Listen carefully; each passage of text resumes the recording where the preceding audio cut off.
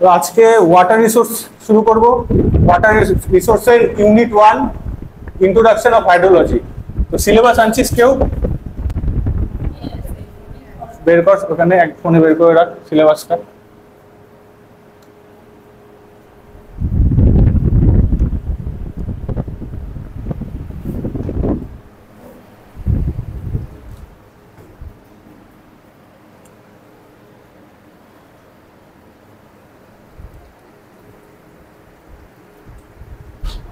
করছিস? ইউনিট 1 দেখ, ইউনিট 1 এ আছে হলো ইন্ট্রোডাকশন অফ হাইড্রোলজি। এই ইউনিট দিয়ে আমি শুরু করব।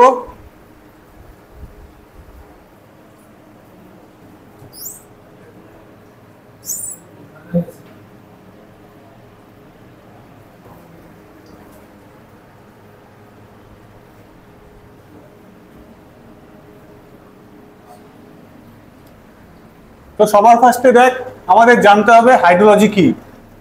তো হাইড্রোলজির এই হাইড্রো মিনস ওয়াটার আর লজি মিনস সায়েন্স। তার মানে ওয়াটার রিলেটেড যে সায়েন্স সেটাকে আমরা হাইড্রোলজি হিসাবে ট্রিট করতে পারি। হাইড্রোলজিতে ওয়াটার রিলেটেড সায়েন্স নিয়ে আমরা স্টাডি করব। তাই এখানে লেখা আছে hence hydrology means the science of water. Next definition তোদেরকে এটা নোট আকারে আমি দিয়ে দিব, যেটা মুখে বলবো। দেখ, মুখে তো সব আমি যা আছে দেখে দেখে তো বলবো না, নোটটা তোরা সেই হিসাবে পড়বি, আমি জাস্ট তোদেরকে সেই হিসাবে বলে দিচ্ছি। নেক্সট, হাইড্রোলজি কি? হাইড্রোলজি হলো আর্থ সারফেসের উপর দিয়ে যে জল থাকবে এবং তার নিচে আর্থ সারফেসের অ্যাভাব অ্যান্ড বিলো যে ওয়াটার, সেই রিলেটেড যে স্টাডি, সেটা আমরা হাইড্রোলজিতে করব। সেই জন্য দেখ লেখা আছে যে hydrology is the study of the distribution and movement of water both on and below the earth surface as well as impact of human activity on water availability and condition, which means যে আমাদের আর্থ সারফেসের উপর দিয়ে অথবা নিচ দিয়ে ওয়াটারের movement এবং distribution এবং তার সাথে সাথে মানুষের অ্যাক্টিভিটিস সেই জলের উপরে, যে টোটাল যে স্টাডিটা করব সেটা হাইড্রোলজির আন্ডারে। নেক্সট, এখানে আমার নেক্সট ইম্পর্টেন্ট একটা বিষয় আসবে হাইড্রোলজিক্যাল সাইকেল। হাইড্রোলজিক্যাল সাইকেল আমার একটা ইম্পর্টেন্ট বিষয়। ছবিটা বড় করে দেখা যাচ্ছে, মানে বুঝতে পারছিস তো প্রত্যেকটা জিনিস? তো এখানে যেটা লেখা আছে আমি সেটা বলে দিচ্ছি এখান থেকে, তোরা এটা বাড়িতে পড়বি। দেখ, এখানে আমি একটা নর্মাল ছবি দেখতে পাচ্ছি, যেখানে পাহাড় আছে, নর্মাল গ্রিনল্যান্ড আছে আর ওশিয়ান আছে। তো কি হবে যখন সূর্যের জন্য কি হবে, আমার ওশিয়ান থেকে অথবা যে নর্মাল ওয়াটার বডিগুলো আছে এখান থেকে ওয়াটার এভাপোরেট হবে, আর যে ট্রিজ গুলো আছে ট্রিজ থেকে ট্রান্সপিরেশন হবে। তাহলে এই দুটো প্রক্রিয়ায় কি হয়, জল বাষ্পে কনভার্ট হবে, বা জল বাষ্পে কনভার্ট হলে সেটার মুভমেন্ট আপওয়ার্ড হবে। আপওয়ার্ড হলে সেটা একসময় উপরে গিয়ে হাই অল্টিটিউডে গিয়ে সেটা কনডেনসেশন হবে, হয়ে মেঘে কনভার্ট হয়ে যাবে। সেই মেঘ মুভমেন্ট করে কোনো যে পাহাড়ের এদিকে আসবে, এসে আরো কনডেন্স হয়ে গিয়ে কি করবে, বৃষ্টিপাত হবে। বৃষ্টিপাত প্রেসিপিটেশন বৃষ্টিপাতের আকারেও হতে পারে, বা প্রেসিপিটেশনে আরো ফর্ম থাকবে, সেটা আমরা দেখবো পরে। তো জেনারেলি বৃষ্টিপাত হওয়ার পর কি হবে, কিছু মেঘ এখানে ডিরেক্ট বৃষ্টিপাতের ফলে এবং মেঘ ডিরেক্ট এখানে কনডেন্স হয়ে বরফ হয়ে যাবে পাহাড়ের উপরে। কিছু ডিরেক্ট বৃষ্টির ফলে এই উপরে যে স্ট্রিম থাকবে সেখানে জলে এসে মিশবে। তো আলটিমেটলি সেকেন্ড স্টেজে কি হবে, স্নো এবং রেন দুটা একসাথে মিলে উপর থেকে নিচে রান অফ আকারে চলে আসবে। তো এখানে একটা ইম্পর্টেন্ট টার্ম পাচ্ছি, রান অফ। রান অফ কি একটু পরে আসবো একটু পরে রান অফ। তাহলে আমরা কি দেখতে পাচ্ছি, উপরে এই বৃষ্টিপাতের ফলে রেন আর স্নো দুটা ওয়াটারে কনভার্ট হচ্ছে। তাহলে এখানে কি কি স্টেজ হলো, লিকুইড স্টেজ থেকে প্রথমে গ্যাসিয়াস স্টেজ, তারপরে সেটা কনডেন্স হয়ে সলিড স্টেজ, তারপর সেটা আবার মেল্ট হয়ে লিকুইড স্টেজে কনভার্ট হলো, হয়ে সারফেসের উপর দিয়ে প্রবাহিত হয়ে ওয়াটার বডিতে আসবে, তারপর ডিরেক্ট এর উপর দিয়ে গিয়ে ওশিয়ানে গিয়ে মিশে যাবে। এটা হলো সারফেস রান অফ। নেক্সট, এই যে টোটাল উপর থেকে জলটা রান অফ আকারে আসবে, সেটা তিনটা পার্টে আসতে পারে। First one is surface runoff, second one is subsurface runoff, and last one is ground water flow আর বেস ফ্লো। এই তিনটা জিনিস ভালো করে বুঝতে হবে। তো সারফেস রান অফ কি বুঝলাম, যে সারফেসের উপর দিয়ে যে জলটা প্রবাহিত হয়ে গিয়ে বৃষ্টিপাতের ফলে আলটিমেটলি ওশিয়ানে মিশবে, that is the surface runoff. Next কি হবে, কিছু জল ইনফিল্ট্রেট করে সয়েলের আপার লেয়ারে ঢুকবে এবং সেটা সয়েলের মধ্যে দিয়ে ডিউ টু গ্র্যাভিটেশন ফ্লো হয়ে গিয়ে আলটিমেটলি ওশিয়ানে মিশবে, that is the subsurface runoff. তো এখানে একটা টার্ম পেলাম ইনফিল্ট্রেশন, ভালো করে মনে রাখবি। রান অফ একটা টার্ম পেলাম, সারফেস রান অফ একটা টার্ম পেলাম, ইনফিল্ট্রেশন টার্ম পেলাম। আসবো পরে ডেফিনেশন গুলো বলবো।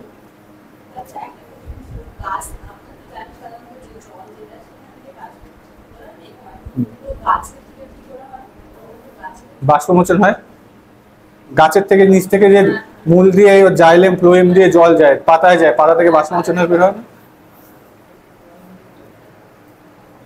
তাহলে আমি তিনটা রান অফের তিনটা ক্যাটাগরি করলাম। First one is surface runoff, second is subsurface অথবা interflow, and last one is ground flow. এইবার কিছু জল ইনফিল্ট্রেট হওয়ার পর কি করবে, আরো গভীরে পার্কুলেট করবে, এই যে পার্কুলেশন বলছে, আরো ডিপে পার্কুলেট করে গ্রাউন্ড ওয়াটারে গিয়ে মিশবে। সেই গ্রাউন্ড ওয়াটার সবসময় ওশানের সাথে কানেক্টেড থাকবে। ড্রাই সিজনে যখন বৃষ্টি হয় না তখনও তো আমার রিভার বা ওশিয়ান এই সমস্ত জায়গায় তো জল থাকে। ওশিয়ান বাদ দিয়ে, সমুদ্র বাদ দিয়ে দিলাম, আমি নর্মাল স্ট্রিম বা রিভার ধরি। যদি আমার বৃষ্টি না হয় সেই সময় ড্রাই সিজনে শীতকালে জল তো থাকে, সেই জলটা কোথা থেকে আসে? গ্রাউন্ড ওয়াটারের সাথে ডিরেক্ট কানেক্টেড। তখন বেস ফ্লো বা গ্রাউন্ড ওয়াটার ফ্লোটা সবসময় জল স্টিমে সার্ভ করতে থাকে। তো এই যে জলের যে টোটাল সাইকেল, যে সাইকেলে জল ওশিয়ান বা রিভার থেকে আলটিমেটলি মেঘে কনভার্ট হবে, মেঘ থেকে স্নো, তারপর প্রেসিপিটেশন হবে, বৃষ্টি হয়ে আবার সারফেস দিয়ে ফ্লো করে গিয়ে আবার ওশানে পড়বে, এবং তার স্টেজের পরিবর্তন হবে, মানে লিকুইড থেকে গ্যাস, গ্যাস থেকে সলিড, সলিড থেকে আবার লিকুইড। এই যে সাইকেলটা, এই টোটাল সাইকেলটাকে বলে হাইড্রোলজিক্যাল সাইকেল। বুঝতে পারছিস? কারো কোনো অসুবিধা?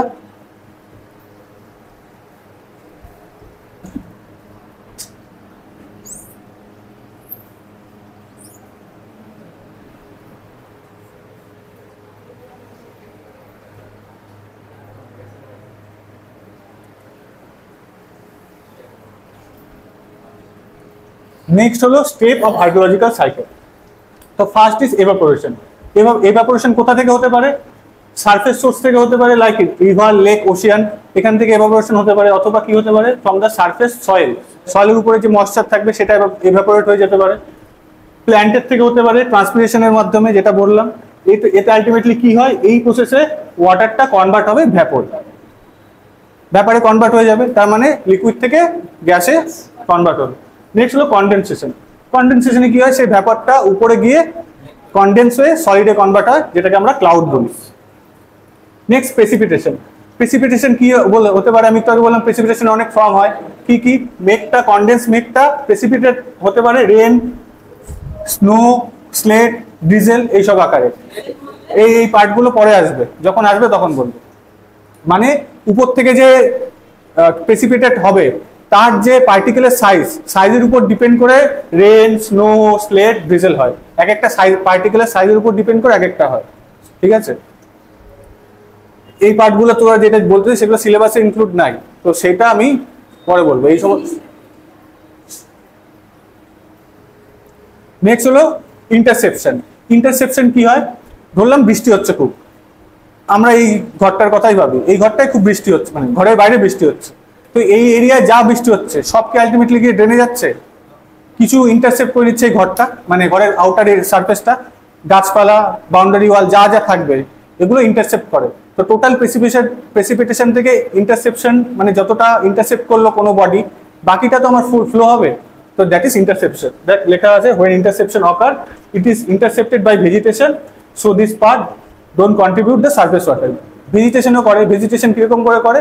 ধরলাম একটা মাঠের মধ্যে দিয়ে জল ফ্লো হচ্ছে, ওর মধ্যে গাছ আছে, ঝোপ আছে, ঝাড় আছে, সেগুলো তো কিছু জল আটকে রাখবে, সেটা হলো ভেজিটেশন ইন্টারসেপ্ট করে। নেক্সট হলো ইনফিল্ট্রেশন।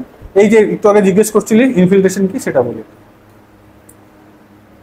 যখন বৃষ্টি হচ্ছে, বৃষ্টি একটা অ্যাটমসফিয়ারিক রিজিয়ন থেকে গিয়ে আমাদের আর্দেন রিজিয়নে প্রবেশ করবে। তাহলে অ্যাটমসফিয়ারিক রিজিয়ন থেকে আর্দেন রিজিয়নে প্রবেশ করার পর সারফেসের উপর প্রথম যে লেয়ার, সেই লেয়ারগুলো দিয়ে ইনফিল্ট্রেট হওয়াকে বলে ইনফিল্ট্রেশন, মানে প্রবেশ করাকে বলে ইনফিল্ট্রেশন। আর পার্কুলেশন কি? পার্কুলেশন এখানে নাই, পার্কুলেশন আমি বলে দিচ্ছি। পার্কুলেশন আগের ছবিতে দেখবি নিচে ছিল ডিপ রেঞ্জে পার্কুলেশন। সয়েলের ইনফিল্ট্রেশন হওয়ার পরে সয়েলের গভীরে, ডিপে, যখন ডিপ লেয়ারের মধ্যে দিয়ে জল পার্কুলেট করবে, মানে চুয়ে চুয়ে নিচে যাবে, দ্যাট প্রসেস ইজ পার্কুলেশন। ওকে? আপার লেয়ারের মধ্যে যখন হবে কেসটা, তখন সেটা ইনফিল্ট্রেশন, মানে অ্যাটমসফিয়ারিক রিজিয়ন থেকে আর্ধে রিজিয়নের মধ্যে ঢুকলো জাস্ট জলটা, ঢুকে সয়েলের প্রথম রিজিয়নটায়, সয়েলের গভীরে ডিপ রিজিয়নে গিয়ে যখন চুয়ে চুয়ে ঢুকবে, তখন সেটা পার্কুলেশন। Next surface detention. এইবার ধরো যে আগে এক্সাম্পল দিলাম, মাঠের মধ্যে দিয়ে জল যাচ্ছে, মাঠের পাশে কোনো একটা জায়গা আছে যেটা ডাউন। অনেক জায়গায় দেখবি মাঠের পাশে খাল থাকে, ইয়ে থাকে, রেল লাইন দিয়ে যখন যাই দেখি আমাদের ধান খেতের পাশে অনেক খাল থাকে। তাহলে যে জলটা আসবে এসে তো সারফেসে কোনো জায়গায় ওই জায়গাগুলোতে স্টোর হয়ে থাকবে, সেটা হলো সারফেস ডিটেনশন। যেমন পুকুরে থাকতে পারে, কোনো লো ল্যান্ডে থাকতে পারে। নেক্সট সারফেস রান অফ, এটা অলরেডি বলছি, গ্রাউন্ড ওয়াটার ফ্লো আর ইন্টারফ্লো। বেস ফ্লো যেটাকে বললাম সেটাই গ্রাউন্ড ওয়াটার ফ্লো, আর ইন্টারফ্লো মানে হলো ব্যাপারটা আমি একটু ডিটেলসেই বলি। ফার্স্ট পার্টটা চলে গেল, সারফেস দিয়ে ফ্লো হলো। নেক্সট পার্টে কি হবে, ইনার রিজিয়নে ঢুকলো ইনফিল্ট্রেশন হয়ে। ইনার রিজিয়নে ঢোকার পর কোনো সলিড স্ট্রাটা নিচে চলে আসলো। সলিড স্ট্রাটা যখনই চলে আসবে নিচে, তখন কি হবে, ও আর ভার্টিক্যাল ফ্লো হতে পারবে না, ও তখন ল্যাটারাল ফ্লো করে থ্রু গ্র্যাভিটি কোনো দিকে গিয়ে মিশে যাবে। That flow is interflow. তারপরে যদি সলিড স্ট্রাটা না আছে আরো ডিপে ঢুকতে পারে, তখন পার্কুলেশন করে নিচে ঢুকবে, ঢুকে গিয়ে গ্রাউন্ড ওয়াটারের সাথে ও মিশে যাবে, সেটা হলো বেস ফ্লো। ক্লিয়ার? এটা এই ইয়েতে কোনো কারো অসুবিধা?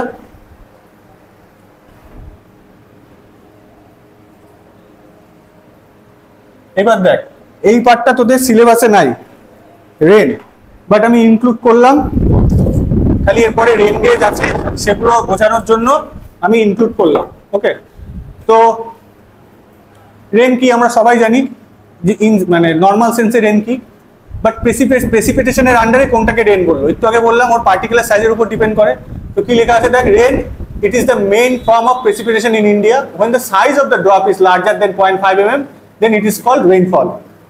বাদ বাকি তুই যে স্লেট ডিজেল বললি, এই সাইজের উপর ডিপেন্ড করে সব। যেহেতু সিলেবাসে নেই আমি এখানে ইনক্লুড করি নাই, তো জানার থাকলে আমাকে, যেগুলো সিলেবাসের বাইরে পরে কোশ্চেন করবে। এবার রেনফল লাইট, মিডিয়াম, মডারেট, এই আকারে, হেভি রেইনফল আকারে ভাগ করা যায়। লাইট রেইনফল কখন বলবো, যখন ইন্টেন্সিটি হবে, rainfall is classified into light rainfall if intensity is stressed to 2.5 mm per hour. Moderate কখন বলবো, 2.5 থেকে 7.5 mm ইন্টেন্সিটি হলে। হেভি কখন বলবো, যখন 7.5 এর থেকে বেশি হবে। এটা ইন জেনারেল। এবার কি কি টাইপের রেন হয় এগুলো তোরা ছোটবেলা পড়ছিস, cyclonic rain, convective rain, orographic rain. তো সাইক্লোনিক রেইন দেখ, প্রথম ছবিটা দেখ সাইক্লোনিক রেইনের। তো এটা আমি জাস্ট শর্টে বলে যাচ্ছি, কারণ আমাকে এরপরে রেন গেজ বা রেইনফল কি করে মেজার করে সেটা সিলেবাসে আছে, পড়তে হবে, সেই জন্য আমার এই পার্টটা ইনক্লুড করে। সাইক্লোনিক প্রেসিপিটেশন দুই রকম হয়, একটা হলো ফ্রন্টাল,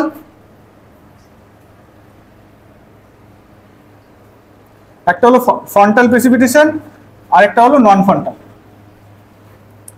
ফ্রন্টাল কাকে বলবো, ছবিটাতে দেখ, এটা একটা রিজিয়ন আর্থের, তো একটা ওয়ার্ম এয়ার মাস প্রবাহিত হচ্ছিল, হতে গিয়ে এখানে একটা কোল্ড এয়ার মাস আছে, এখানে বাধাপ্রাপ্ত হলো।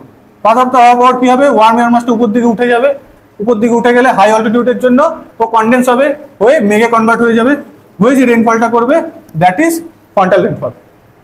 নন ফ্রন্টাল কাকে বলবো, এই ছবিটা দেখ, ধরলাম এই জায়গাতে লো প্রেশার ক্রিয়েট হলো।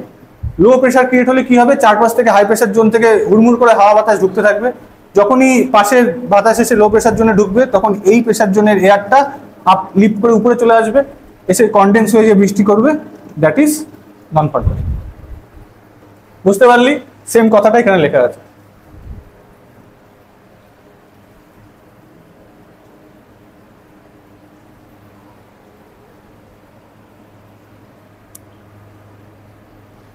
নেক্সট হলো কনভেক্টিভ প্রেসিপিটেশন।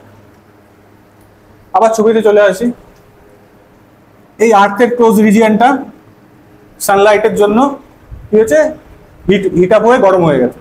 তখন ওই কি করবে, ওর কাছের যে সমস্ত বায়ুটা থাকবে তাকেও গরম করে দিবে, ওয়ার্ম এয়ারের মুভমেন্ট আপার সাইড হবে, তখন আশপাশের এয়ার এখানে চলে আসবে। ওয়ার্ম এয়ারের মুভমেন্ট যখন আপার সাইডে হবে, ও উপরে গিয়ে কনডেন্স হয়ে যে বৃষ্টিপাতটা করবে সেটাকে বলে কনভেক্টিভ।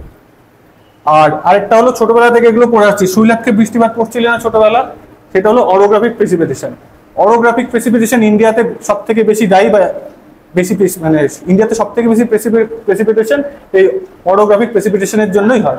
শৈলাক্ষে বৃষ্টিপাত মানে হলো, এই একটা পাহাড়ের ঢাল আছে, এখান থেকে তোর ময়েস্ট এয়ার সহ বায়ু এদিকে যাচ্ছে, গিয়ে পাহাড়ের ঢালে আটকে উপরে উঠে গেল, গিয়ে কন্ডেন্স হয়ে পাহাড়ের ঢালে বৃষ্টিপাত করলো, দ্যাট ইজ অরোগ্রাফিক প্রেসিপিটেশন। ওকে, এই পার্টটা সিলেবাসে ইনক্লুডেড নাই, এই টাইপ অফ রেনফলটা ইনক্লুড করলাম, কোনো সময় যদি কোশ্চেন চলে আসে বা এটা জানা দরকার পরে রেন গেজ গুলো পড়ার জন্য সেই হিসাবে।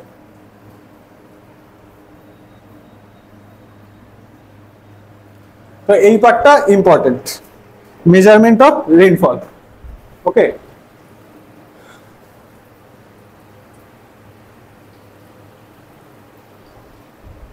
আমরা টাইপ অফ রেইনফল গুলো দেখলাম।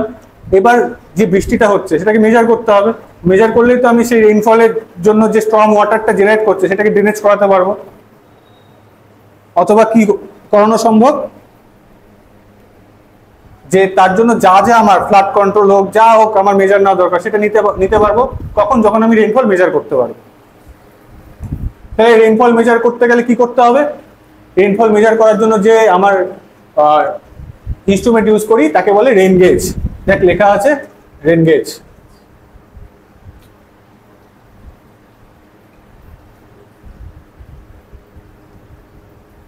The measurement of rainfall is generally done by instrument called rain gauge. Rain gauge কি করব, it work on the principle that amount of rainfall collected in a small area will represent the total amount of rainfall in large area provided in meteorological condition of both area are identical. মানে আমার একটা large এরিয়ার জায়গা আছে, আমি তো large area জুড়ে rainfall তো বসাতে পারবো না, তো আমার পার্টিকুলার কিছু এরিয়ার জন্য আমার নির্দিষ্ট করা থাকে আমি কতগুলো রেন গেজ বসাবো। সেই রেন গেজটা আমার ওই এরিয়ার বৃষ্টিপাতকে শো করবে। ক্লিয়ার? এই রেইনফলের যে আমরা মেজারমেন্ট করব সেটা তিনটা প্রসেসে ক্যালকুলেট করা যায়। First one is arithmetic average method, second is Thiessen method, last one is isohyetal method. তো আমরা প্রথম মেথডটায় চলে যাই।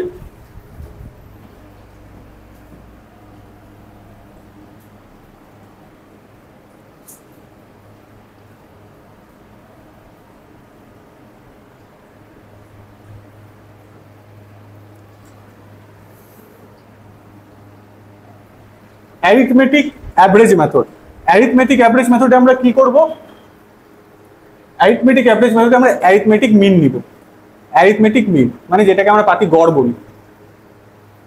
কিরকম, ধরলাম আমার একটা রিজিয়ন আছে, এই রিজিয়নটার মধ্যে বিভিন্ন জায়গায় বৃষ্টিপাতের মেজারমেন্ট নিলাম, যেখানে কোথাও ভেরিয়েশনের জন্য রেইনফল মেজারমেন্ট কোনো জায়গায় P1 P2 P3 হলো, এরকম PN সংখ্যক আমার রেইনফলের ডেটা আছে। এবং নাম্বার অফ স্টেশন PN যদি রেইনফলের ডেটা হয় number of station will be N। তাহলে এইটা পাবো অ্যারিথমেটিক মিন করে, মানে summation of P divided by the number of station, that means sum of P divided by the number of station. এটা যদি করি তাহলে আমরা পাবো অ্যারিথমেটিক মিন। এইটা হলো প্রসেস অ্যারিথমেটিক অ্যাভারেজ মেথড বের করার। তো আমরা একটা সিম্পল এখানে প্রবলেম আনা আছে, প্রবলেমটা দেখি, দেখ এবার বোর্ডে পড় কি কোশ্চেনটা আছে।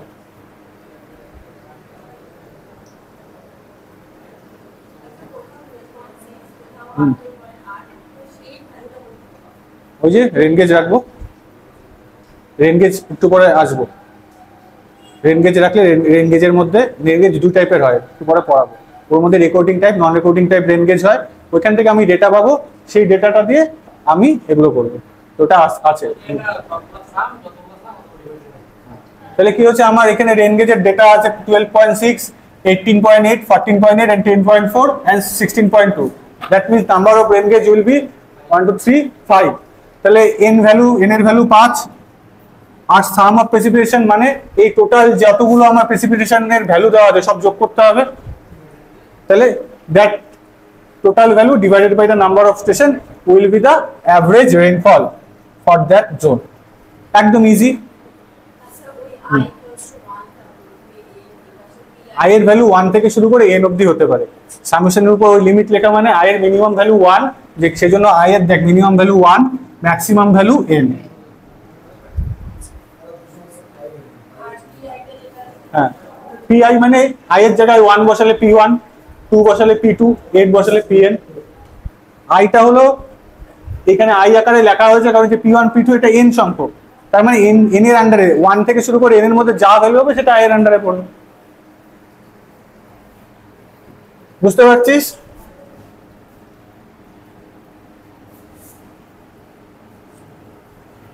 এটা ভালো করে দেখিস।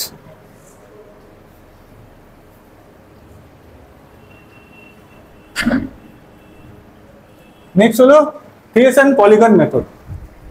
আগে অ্যারিথমেটিক মিন নিলাম, অ্যারিথমেটিক মিন দেখতেই পারলি নর্মাল অ্যাভারেজ করা, এখানে আমরা ওয়েটেড মিন নিব। এটা ভালো করে মাথায় রাখবি, এমসিকিউ এ আসতে পারে। থিয়েসন পলিগন মেথডে আমরা ওয়েটেড মিন নিই, যেখানে অ্যারিথমেটিকে অ্যারিথমেটিক মিন নিই। ওয়েটেড মিন মানে কি, আমি জাস্ট একটা এক্সাম্পল দিয়ে ব্যাপারটা বলি। ধরো আমার একটা মিউনিসিপাল এরিয়ায় আছে, মানে জাস্ট এক্সাম্পল, নট যে এইটাই ট্রু অ্যান্ড প্র্যাকটিক্যাল এই হিসাবে ভাববি না, একটা এক্সাম্পল দিচ্ছি। আমরা একটা মিউনিসিপাল এরিয়ায় আছি, আগের বার কি করছি, মিউনিসিপ্যালিটিতে ধরলাম 20টা ওয়ার্ড, 20টা ওয়ার্ডে এক একটা ওয়ার্ডে এক একটা করে আমরা রেন গেজ বসানো হয়েছে।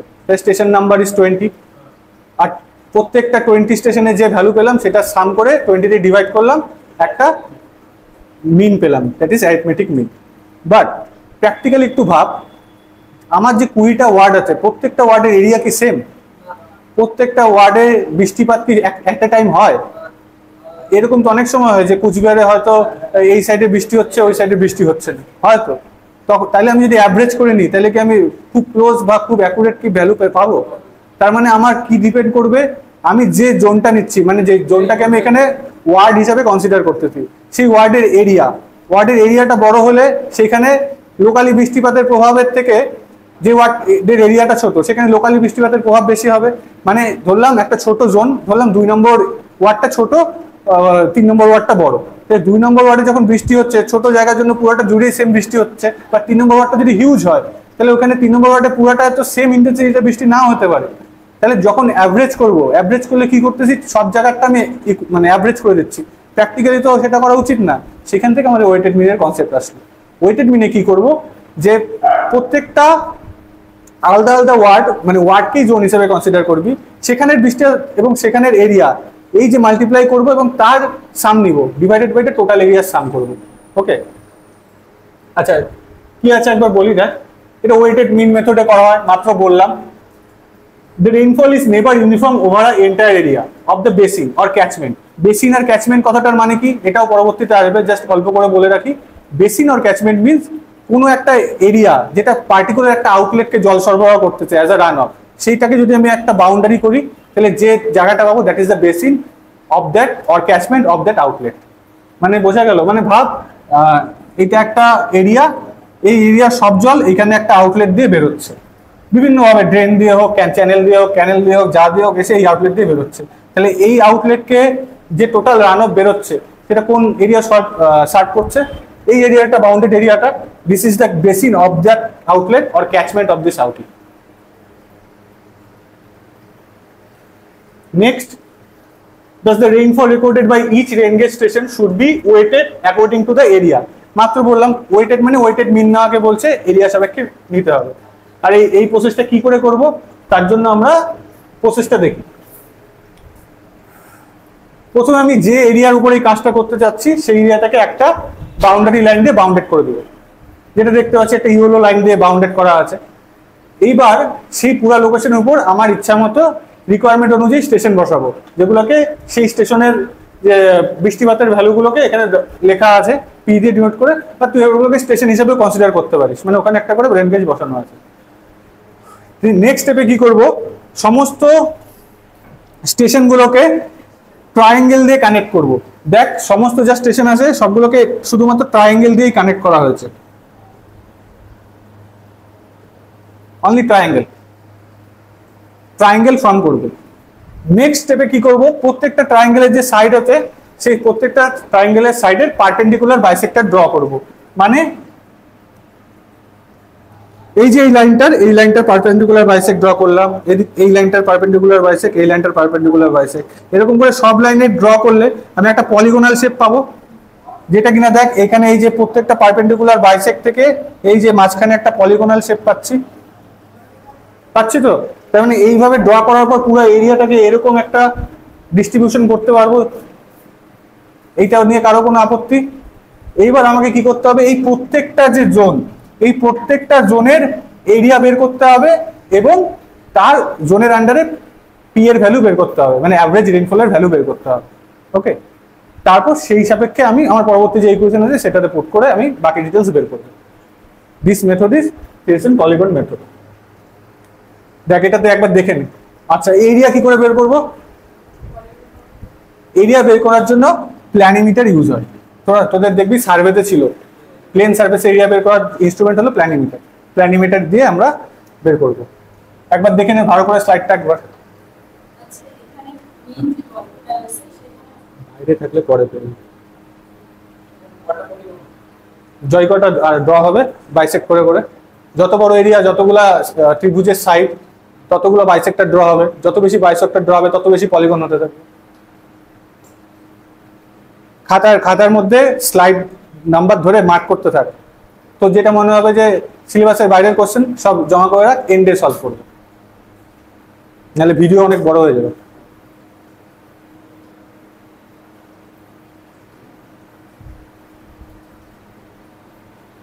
এটাতে কারো কোনো অসুবিধা? আর মানে এই এখানে স্লাইডে যা আছে সেই রিলেটেড?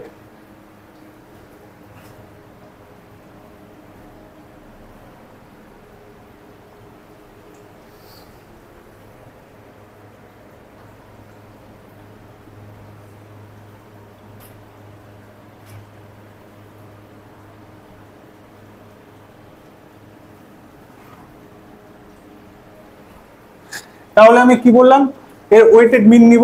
তাহলে কি করলাম দেখ, উপরে করা আছে sum of P A divided by sum of A, P1 into A1, P2 into A2, that means P ওই প্রত্যেকটা জোনের, আগে যে জোনটা দেখালাম, প্রত্যেকটা জোনের প্রেসিপিটেশনের value, rainfall, average rainfall value into area, sum of this divided by the sum of area will be the average rainfall. P1 is the rainfall in P1 is the rainfall, মানে P1 P2 এগুলো হলো rainfall ওর কোরসপন্ডিং A1 A2 A3 area, আর P হলো average বের করবো, average rainfall এই ফর্মুলায়। এটা নিয়ে কারো কোনো সমস্যা? চল তাহলে এবার এটা নিয়ে একটা অঙ্ক করি।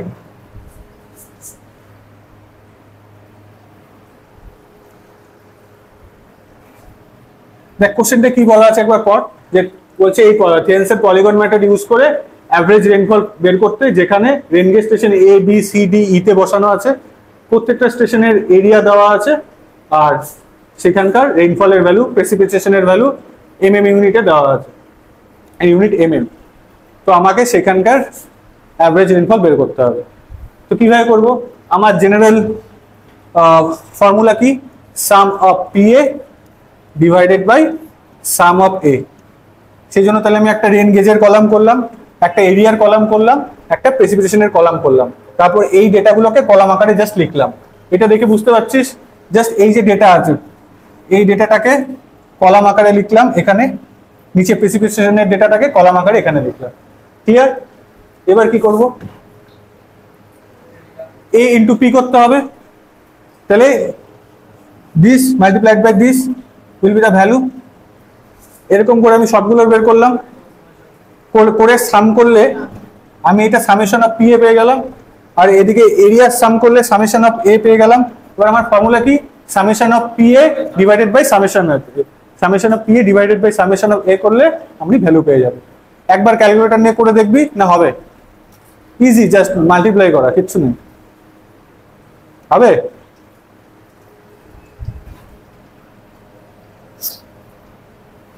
এবার ক্যালকুলেটর বের কর।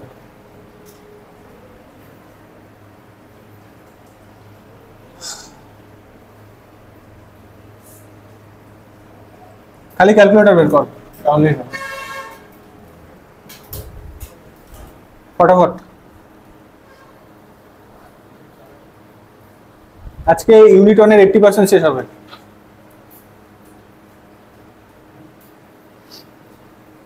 পর কোশ্চেনটা একবার পড়, জোরে পড়।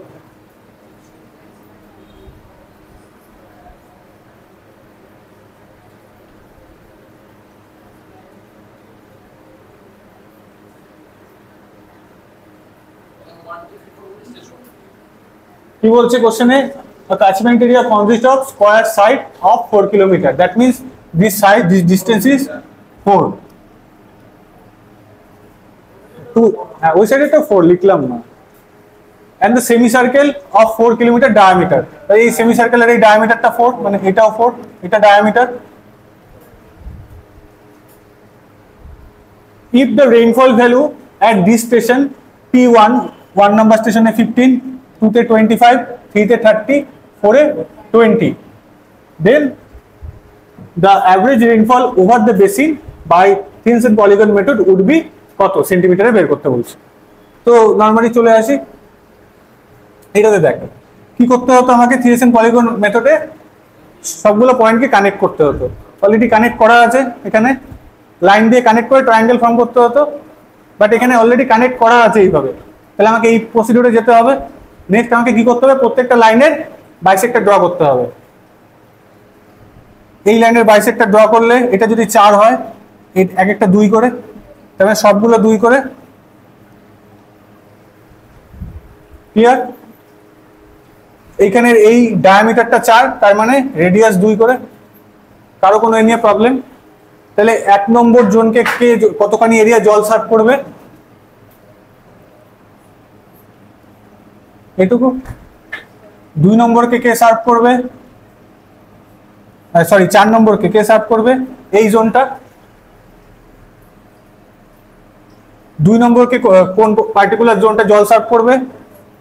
এই জোনটা এবং এই জোনটা। আর 3 নম্বরকে কে সার্ভ করবে? এই পোর্শনটা। এই জায়গাটা বুঝতে কারো কোনো প্রবলেম? দেখ কোন কোন পোর্শনটা বলবো। 1 নম্বর পয়েন্ট, 1 নম্বর পয়েন্টে রিজিয়নকে বাউন্ড করে যখন দিলাম, তার মানে এই জায়গাটুকু দিয়ে 1 নম্বর পয়েন্ট বাউন্ড, তাহলে এইটুকু রিজিয়নের এরিয়া জল সার্ভ করবে একে।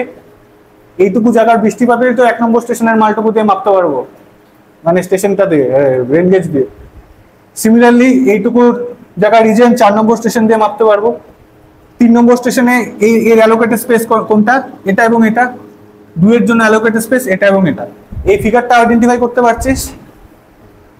এবার তাহলে আমরা ম্যাথমেটিক্যাল পার্টে যাই। দেখ এবার ভালো করে তাকালে দেখতে পারবি যে 1 নম্বর এবং 4 নম্বরকে যে এরিয়া জল সার্ভ করবে তার ভ্যালু সেম। তাহলে হ্যাঁ, এবং 2 আর 3ও সেম।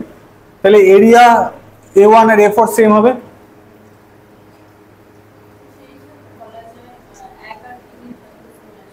এক আর 3 এর ভ্যালু সেম কি করে আসবে? এক সেকেন্ড, 3 কে জল সরবরাহ করছে এই পার্টটুকু এবং এই পার্টটুকু। এককে এই পার্টটা করছে যেটা ইকুইভ্যালেন্ট টু দিস, বাট এই পার্টটা কোথায় আছে? নাই না। তাহলে A1 কত? A1 হলো 2 × 2 4, অথবা এখানে কি করা আছে, টোটালটাকে 4 ভাগ করে দেওয়া হয়েছে। টোটালটা 4 4 16, 16কে 4 ভাগ করছে 4। হ্যাঁ, সিম্পল এরিয়া বের করো। নেক্সট A2 আর A3 এরিয়া বের করবো। A2 আর A3 এরিয়া কি হবে? সেই টোটাল এরিয়াকে 4 ভাগ করলে এক এক ভাগ করে আসবে ওর পার্টে। তাহলে এইটুকু জায়গার জন্য আসবে 4, 2 × 2 4, অথবা 4 × 4 16 divided by 4 which is equal to 4। Next পার্টে কি আসবে? এই সেমিসার্কেল এরিয়ার হাফ, সেমিসার্কেল এরিয়ার হাফ। তাহলে সেমিসার্কেলের এরিয়া কত? Pi D square by 4, pi D square by 4 করলাম, হাফ করার জন্য 2 দিয়ে ভাগ করলাম, তাহলে বের হলো সেমিসার্কেলটার এরিয়া। তারপর সেমিসার্কেলটা 2 ভাগে ভাগ হচ্ছে, 1 ভাগ জল সরবরাহ করছে 2 পয়েন্টে, 1 ভাগ 3-এ, মানে 1 ভাগ এরিয়া আর কি। তাহলে সেটাকে আরো 2 দিয়ে ভাগ করতে হবে, তাহলে এটা হয়ে গেল 4। বুঝতে পারলি না? আরেকবার লিখে দিব, দেখ pi D square by 4 is the area of total circle. Total circle pi D square by 4। Semicircle মানে হাফ ডিভাইডেড বাই 2। সেমিসার্কেল বের হওয়ার পর তাকে 2টা রিজিয়ন মানে হাফ হাফে ভাগ করব। একটা ভাগ সরবরাহ 3-এ করবে, একটা ভাগ 2-এ করবে, তাহলে এটাকে আরো হাফ করতে হবে, হাফ। তাহলে এই করলে কত বের হবে? Pi into D square by 4 divided by into 1/4। তাহলে এইটা বের হবে হলো জাস্ট এই একটা রিজিয়নের এরিয়া। এটা বুঝতে পারলাম? কারো কোনো অসুবিধা? তাহলে আমার নর্মাল পি এর ফর্মুলা কি ছিল? Area into precipitation. A1 জোনের জন্য কত? 15 ইন্টু 4। P2 2 নম্বর পয়েন্টের জন্য কি হবে? প্রেসিপিটেশনের ভ্যালু 25 ইন্টু এরিয়া। P3 3 এর জন্য কি হবে? 30 ইন্টু এরিয়া। আর P4 এর জন্য, হ্যাঁ P2 মিটারে দেওয়া আছে, এটা সেন্টিমিটার হবে। সেন্টিমিটার হবে, টাইপিং মিস্টেক। যখন নোট দিব প্রিন্ট করবি বা যা করবি এটা সেন্টিমিটার হবে। ওকে, P2 হলো 25, তাহলে 25 centimetre into area. Similarly P3 প্রেসিপিটেশনের value 30 into area A3,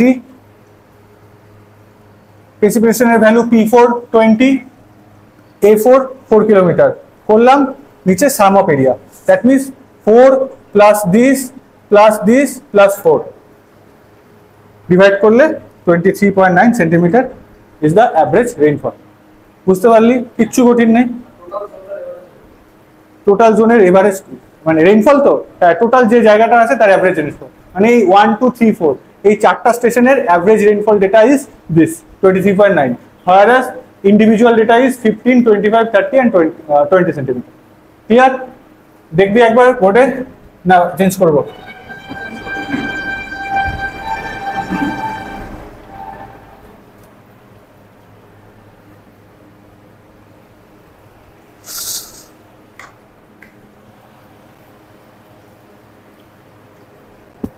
next হলো আইসোআইটাল মেথড। পর একবার এক নম্বরটা পর জোরে পর।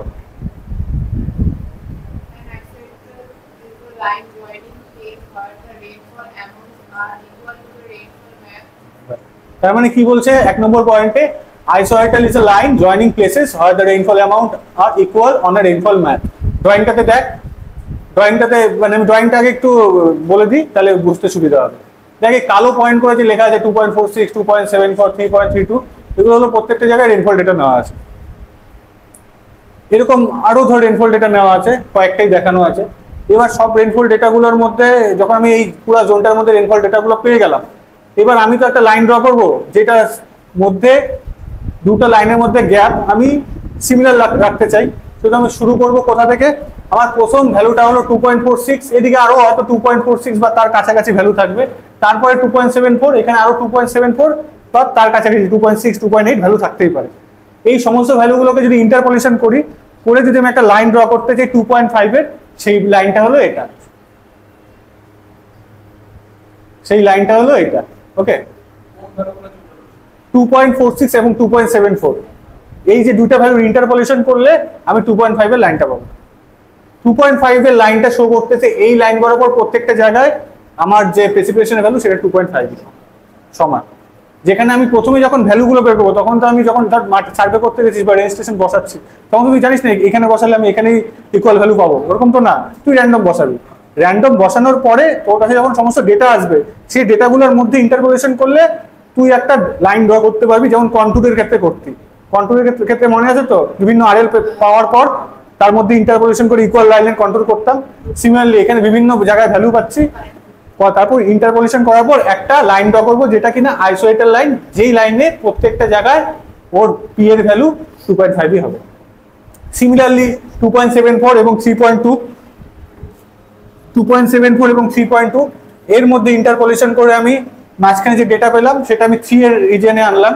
মানে আমি চাচ্ছি প্রত্যেকটা 0.5 এর গ্যাপে গ্যাপে গ্যাপে গ্যাপে লাইন ড্র করতে। ওকে, যে আমি ডেটা পাচ্ছি সেই ডেটাটাকে অ্যানালাইজ করে আমি চাচ্ছি 0.5 এর রেসপেক্টে লাইন ড্র করতে। তো 2.46 এবং 2.74 এর মধ্যে লাইন ড্র করলাম 2.5, 2.74 এবং 3.32 এর মিডল রিজিয়নের মধ্যে লাইন ড্র করলাম 3। এইভাবে আমি 2.5, 3, 3.5, 4, 4.5 এন্ড পরের লাইনগুলো ড্র করলাম। এই প্রসেসটা বুঝতে পারছিস? কি করব, যা ডাটা পাচ্ছি সেই ডেটার মধ্যে দুইটা, একটা লোয়ার ডেটা আর আপার ডেটার মাঝখানে ইন্টারপোলেশন করে একটা মিড সেকশনের ডেটা আনবো। তারপর আমি যেটাকে আমি ইনিশিয়ালি 2.5 কনসিডার করলাম, তারপর আমি কি করব 2.5 এর প্রত্যেকটা সেম গ্যাপে গ্যাপে গ্যাপে পরের লাইনগুলো ড্র করব। ক্লিয়ার? এবার এখানে কি লেখা আছে একবার পড়ে নে, খালি খালি ইয়ে পার্টটা 1 2 3 4 এই চারটা পার্ট একবার পড়, জোরে জোরে পড়।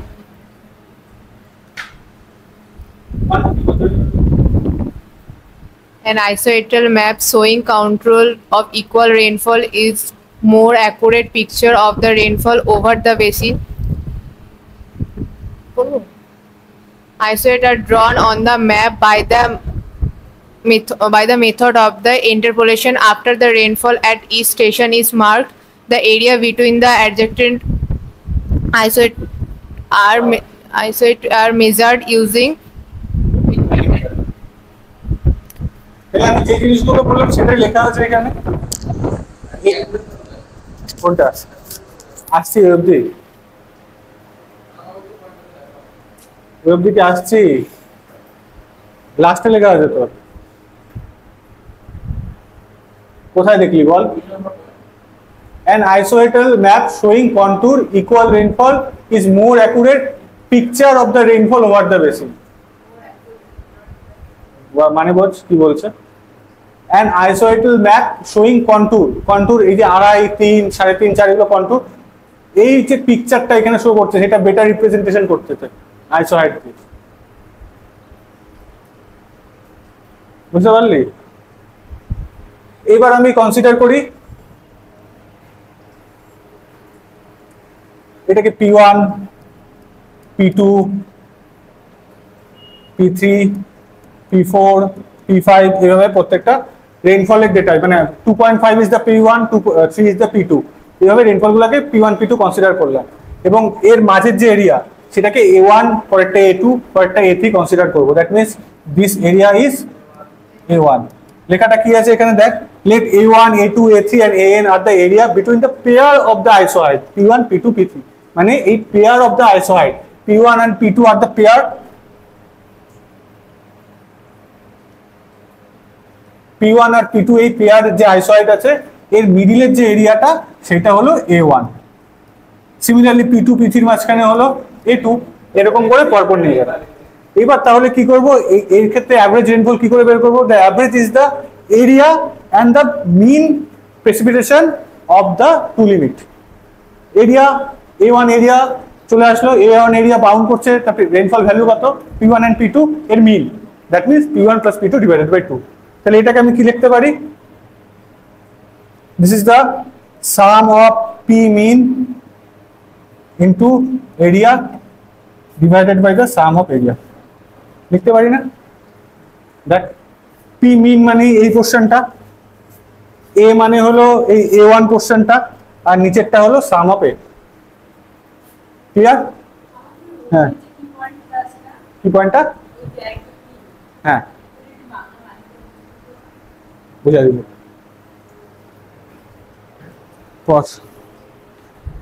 বলছে an isohytal is a line joining places where the rainfall amount are equal on a rainfall map। isohytal line হলো যে ইকুয়াল, এই ম্যাপের মধ্যে ইকুয়াল রেইনফলের যে পয়েন্ট, যদি 2.5 কনসিডার করি, 2.5 যেখানে যেখানে হচ্ছে সেই ইকুয়াল রেইনফলের লাইনগুলোকে যদি জয়েন করি তাহলে যে লাইনটা হবে that is the isohyetal line. Next, an isohyetal map মানে এই যে ম্যাপটা যেটা আমি এখানে বোর্ডে রাখছি, showing contour 2.5 3 3.5 4 4.5 this are the contour of equal rainfall is more accurate picture of the rainfall over the basin.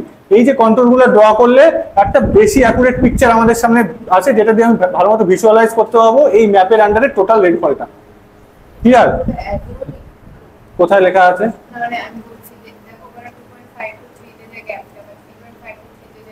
আরে ভাই এটা কি এরকম করে গ্রাফে ড্র করা নাকি? হ্যাঁ, তুই যখন এমনি গ্রাফিক্যাল রিপ্রেজেন্টেশন অ্যাকচুয়াল ম্যাথ করবি তখন আলাদা ব্যাপার, এটা তো এমনি জাস্ট একটা তোকে বোঝানো হচ্ছে, এটা তো একটা এমনি বাউন্ডারি ড্র করে ভ্যালু বসায় বানানো, এটা ওরকম। নেক্সট 3 নম্বর কি বলছে, isohyet are drawn on the map by the method of interpolation after rainfall at each station is mark. মানে তুই রেইনফল দিয়ে যে 2.46 2.74 এই সমস্ত স্টেশনে গিয়ে রেইনফল মেজার করে নিয়ে আসছিস, মেজার করে আনার পর তুই ইন্টারপোলেশন করে করে এই আইসোহাইট লাইনগুলোকে মার্ক করবি, যেটা আমি শুরুতেই বললাম। নেক্সট কি বলছে, the area between adjacent isohyet measure using প্ল্যানিমিটার।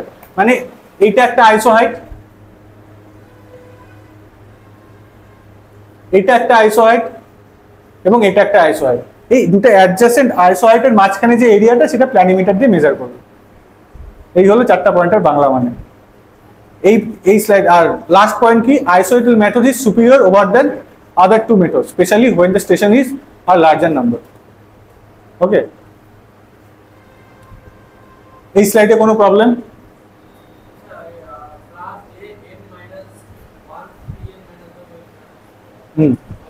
তুই n এর জায়গায় একটা ভ্যালু ধর, n এর জায়গায় 10 ধরলাম, তাহলে প্রথমটা কত হবে?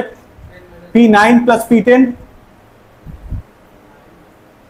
n-1 তো এই তো এই জায়গাটার কথা বলছিস তো, এই জায়গাটার কথা বলছিস তো, n এর ভ্যালু ধরলাম 2 ধরলাম, তাহলে এটা কি হবে, তার মানে p1 plus p2 divided by 2 into 2 - 1 means a1, তাই তো? দেখ এটা দিয়ে আমি এটাকে রিপ্রেজেন্ট করতে পারি, মানে এই ফর্মে আমি n এর জায়গায় যা ভ্যালু বসাবো এরকম জিনিস রিপ্রেজেন্ট হবে। হ্যাঁ এইটাই চলতেছে, n সংখ্যক ভ্যালু, আমি যদি n ধরি মানে n এর ভ্যালু যা বসাবো, এটা যদি n হয় তার থেকে এটা এক কম থাকবে, এটা এক কম থাকবে, দ্যাটস ওয়াই n-1। বুঝতে পারছিস?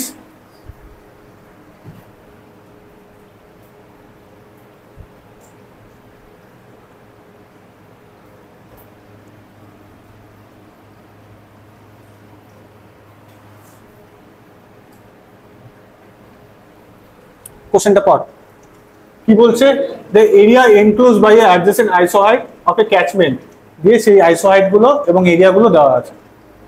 Basin given in a table, মানে টেবিলে দেওয়া আছে, the average depth of annual rainfall of the basin would be কত mm বলছে। ভালো করে কোশ্চেনটা বল, মানে একটা টেবিলে বিভিন্ন আইসোহাইট দেওয়া আছে, আইসোহাইটের রেঞ্জই অলরেডি দেওয়া আছে যে 30 থেকে 40 এর মধ্যে এরিয়া এত। আমরা তো এইভাবে মেজার করবো, হুইচ ইজ মানে এটা হলো p1 p2 p2 p3 p3 p4 এইভাবে। হ্যাঁ প্রত্যেকটা আইসোহাইট লাইন, সেই আইসোহাইট লাইনগুলো 30 থেকে 40 রেঞ্জের মাঝখানে এরিয়াটা হলো 150।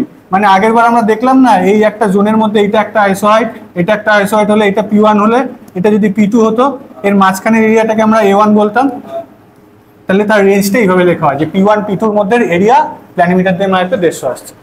বুঝতে পারছিস? টেবিলটা দেখ একবার, যে 30 থেকে 40 জন্য বৃষ্টিপাতের value 30 centimetre and 40 centimetre, whereas the area in square kilometer is 150.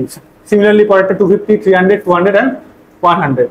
তাহলে আমাদের এবার ফর্মুলা কি, সবার দেখ, সবাই কোনো অঙ্ক স্টেপ বাই স্টেপ করবি না, স্টেপ বাই স্টেপ মুখস্থ না, কিচ্ছু না, বেসিক বুঝবি, বেসিক দিয়ে করব। আমরা কি দেখলাম একটু আগে, আমাদের বেসিক জেনারেল ফর্মুলা, নিচে সামেশন অফ এ, উপরে হলো পি মিন ইন্টু এ, এই তো ছিল।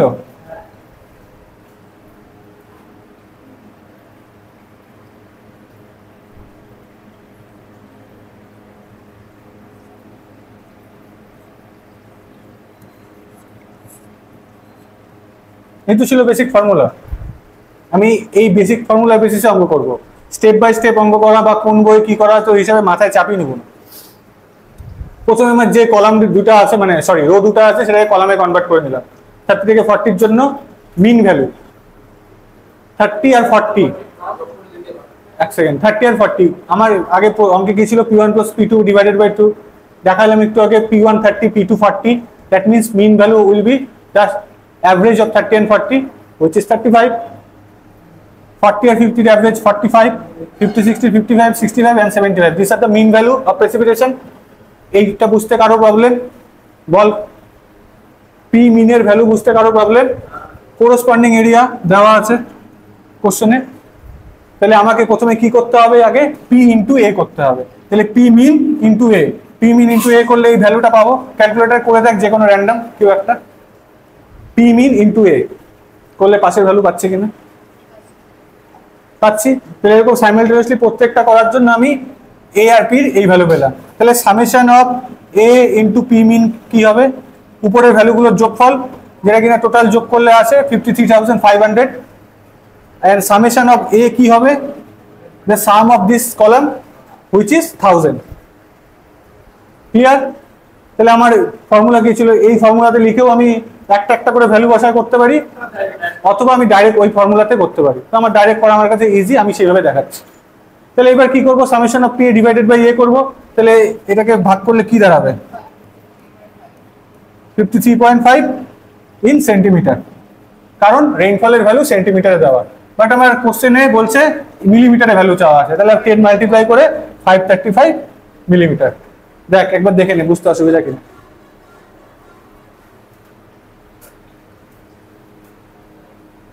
এখানে কিন্তু বোঝার মতো অনেক জায়গায় আছে, ইনিশিয়ালি ইজি মনে হোক, হার্ড মনে হোক, যাই মনে হোক, প্র্যাকটিক্যাল লাইফে এইটাই কাজে লাগবে। এবং এটা যদি করতে না পারিস, পরবর্তীতে চাকরি তো করবি, সবাই তো চাকরি করবি বলেই পড়াশোনা করতেছিস, ওইখানে গিয়ে দেখবি কিচ্ছু করতে পারতেছিস না। কারণ তুই যখন চাকরি করতে যাবি তুই জানিস না সেদিন তোর কি কাজ আসবে। তোকে তোর engineer, executive engineer, assistant engineer কি কাজ দিয়ে দিবে তুই জানিস না। তুই কি ব্যাগে করে সব বই নিয়ে যাবি? নিশ্চয়ই যাবি না। কারণ ইদার তুই বই পড়ছিস বা কোনো নোট পড়ছিস, তখন তুই গুগলে কিছু সার্চ করে 10টা জিনিস স্টাডি করে তারপর তোকে রিকল করতে হবে বা বুঝে নিয়ে করতে হবে। সেটা একটা টাইম কনজিউমিং, সেই টাইমটা তোকে অফিসে পাবি না। গভর্নমেন্ট হোক, প্রাইভেট হোক, প্রাইভেট হলে তো আরও পাবি না। তো তখন তোকে কি করতে হবে, তোকে বেশি আগে থেকে জানতে হবে। সেই জিনিসগুলো জানার জন্য এই ভালো মতো বোঝা দরকার। নট দ্যাট যে আমি খালি সেমিস্টারে নাম্বার পাবো বা নাম্বার পেতে হবে সেই জন্য আমি রাতটা মেরে চলে গেলাম, করে নিলাম, তো ইজি সামেশন অফ P/A করে চলে গেলাম।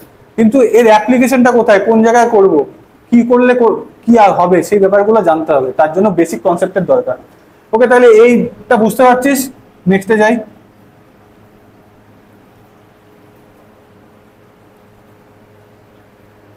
ইয়ে কর, সিলেবাস খোল, তার তো খোলা আছে। দেখ প্রথম পয়েন্ট বল কি আছে সিলেবাসে।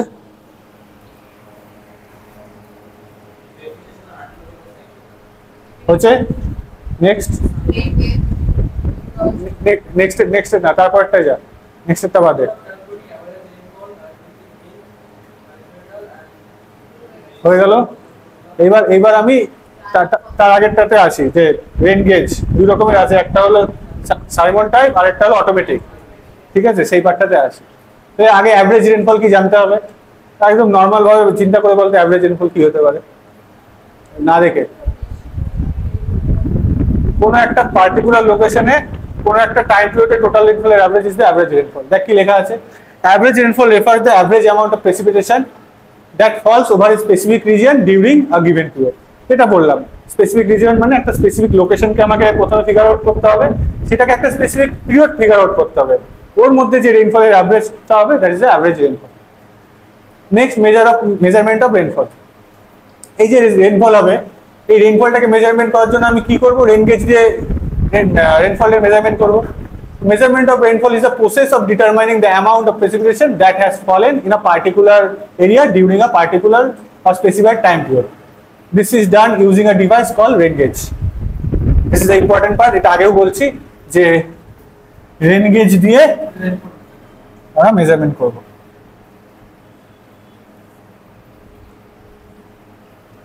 Which collect and measure the rainfall on a particular surface.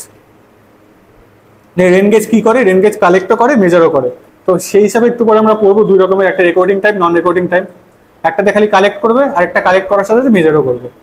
তো কলেজে ক্লাস হয়েছে এগুলো? আচ্ছা, অক্টোবরে। Next, accurate measurement of the rainfall is important for various applications such as agriculture, hydrology and weather forecasting. এগুলো কমন জিনিস, এগুলো একবার বাড়িতে দেখবি। তাহলে এবার আমার রেন গেজ দুই রকমের হয়। First one is non recording rain gauge, second one is recording rain gauge. Non recording মানে শুধু কালেকশন করবে, সেটা মেজার করবে না, আর রেকর্ডিং মানে কালেকশন করবে, মেজারও করবে। এবার দেখ ভালো করে সিলেবাসের মধ্যে কি দেখলি, যে সিমন রেন গেজ কি আছে একবার দেখে নে তো। সাইমন্স রেন গেজ আর অটোমেটিক রেন গেজ এই আকারে আছে, এর ভিতরে ডিটেলস কিন্তু যায় নাই, বাট এখানে আমি ডিটেলস ইনক্লুড করছি, একবার দেখে নিবি। ডিটেলস জানতেই হবে, আগের বারও দেখছিস, ডিটেলস না জানলে পরে গিয়ে পারবি না কিছু করতে। তো সেই ডিটেলস গুলো ইনক্লুড করা আছে।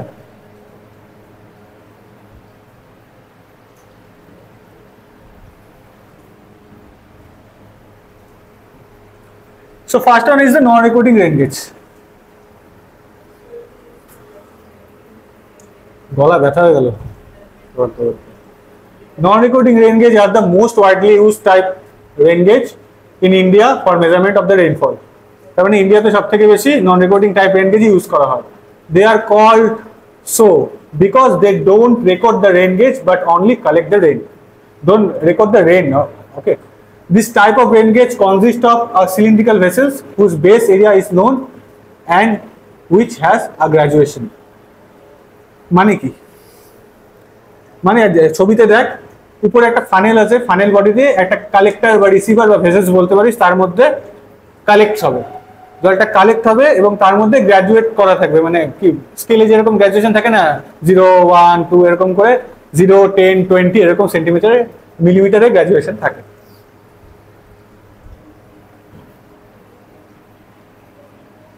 নেক্সট, ডেপথ অফ রেইনফল কি করে বের করব? আমার ডেপথ অফ রেইনফল বের করাটাই হলো মেন, সেটাই তো এমএম এ রেইনফল ইন্টেন্সিটি আকারে লিখবো, sorry rainfall depth of rainfall আকারে লিখবো। তো আমাকে কি করতে হবে, ভলিউম কালেক্টেড সেন্টিমিটার কিউবে সেটা দেখতে হবে যে কত ভলিউম হচ্ছে total divided by the area করলে আমি, হ্যাঁ কেন তুই মিলিমিটার কিউবে লিখলে আমি নিচে মিলিমিটার করবি, আমি ইউনিট দুটাকে এখানে সেম রাখছি। তোর থেকে দেখতে হবে হলো তোর মেইন এখানকার এই ইউনিটের কনসার্ন হলো এই যে এখানে গ্র্যাজুয়েশনটা এটা কি ইউনিটে থাকবে সেই বেসিসেই তোকে করতে হবে। ওকে, নেক্সট হলো in India most commonly used non recording rain gauge is Symon rain gauge which has a collecting diameter of 127 mm। এটা এমসিকিউ এ খুব আসে, পিএসসি এমসিকিউ এও আসছিল একবার যে নন রেকর্ডিং টাইপ রেন গেজ বা সাইমন রেন গেজের যে ভেসেলের উপরে যে ফানেল থাকে তার কালেক্টিং ডায়া কত, তার কালেক্টিং ডায়া হলো 127, ফানেলের ডায়া 127 টপ ডায়া এবং ভিতরে collecting dia 127। The Indian meteorological department, meteorological department মানে মেট্রোলজিক্যাল ডিপার্টমেন্ট মানে যারা আবহাওয়া নিয়ে যে ডিপার্টমেন্ট আবহাওয়া দপ্তর ইয়ে করে সেটা, has switch over the use of fibre glass reinforce polyester type rain gauge. এই রেন গেজের যে আগে গ্লাসের ছিল এখন ফাইবার গ্লাস ইউজ করা হয়, যার এক একটার ভলিউম হয়, সরি এক একটার কালেক্টিং এরিয়া হয় 100 সেন্টিমিটার স্কোয়ার অথবা 200 সেন্টিমিটার স্কোয়ার। এই হলো এর ডেটা, বুঝতে পারছিস? কালেক্টিং এরিয়া, রিসিভার কোথায়? হ্যাঁ রিসিভারই কালেক্টর, রিসিভার কালেক্টর সবই সেম, মানে এখানে কালেক্টর বলো ওখানে রিসিভার বলো। ছবিটা তো আমি গুগল থেকে তুলছি না, ছবিটা তো কালেক্টর আবার এডিট করে লিখতে হবে, অত খাটনি করা যাবে না।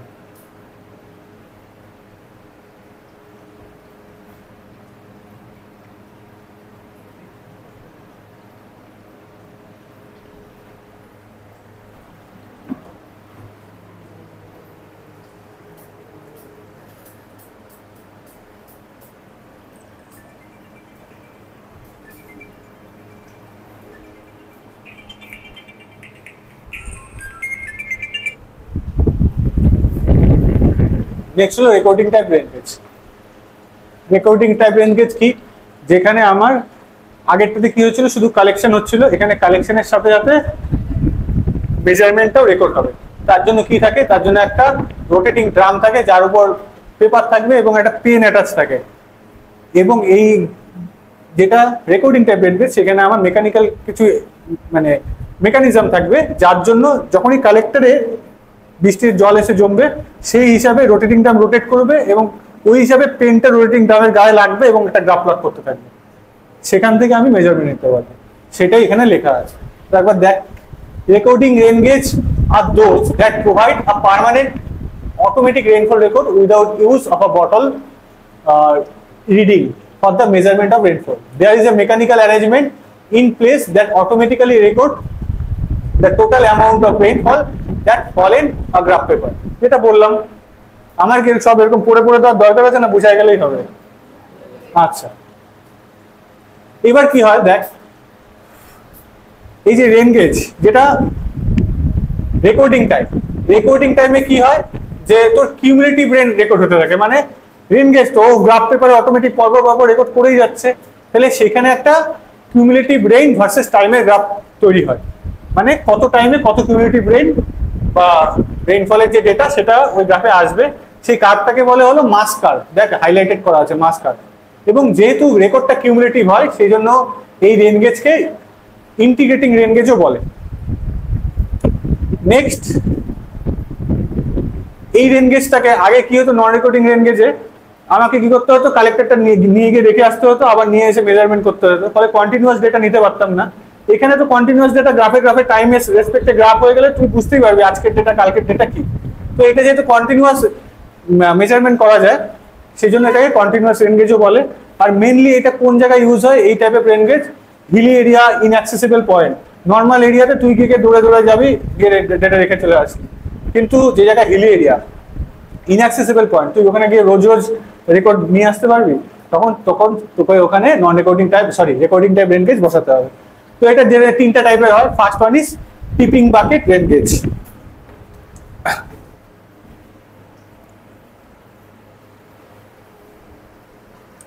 এতে কি হয়, প্রথমে রেন ওয়াটারটা উপরে একটি রিসিভার ফানেলের মধ্যে দিয়ে একটা কালেক্টরে গিয়ে প্রথমে কালেক্ট হয়।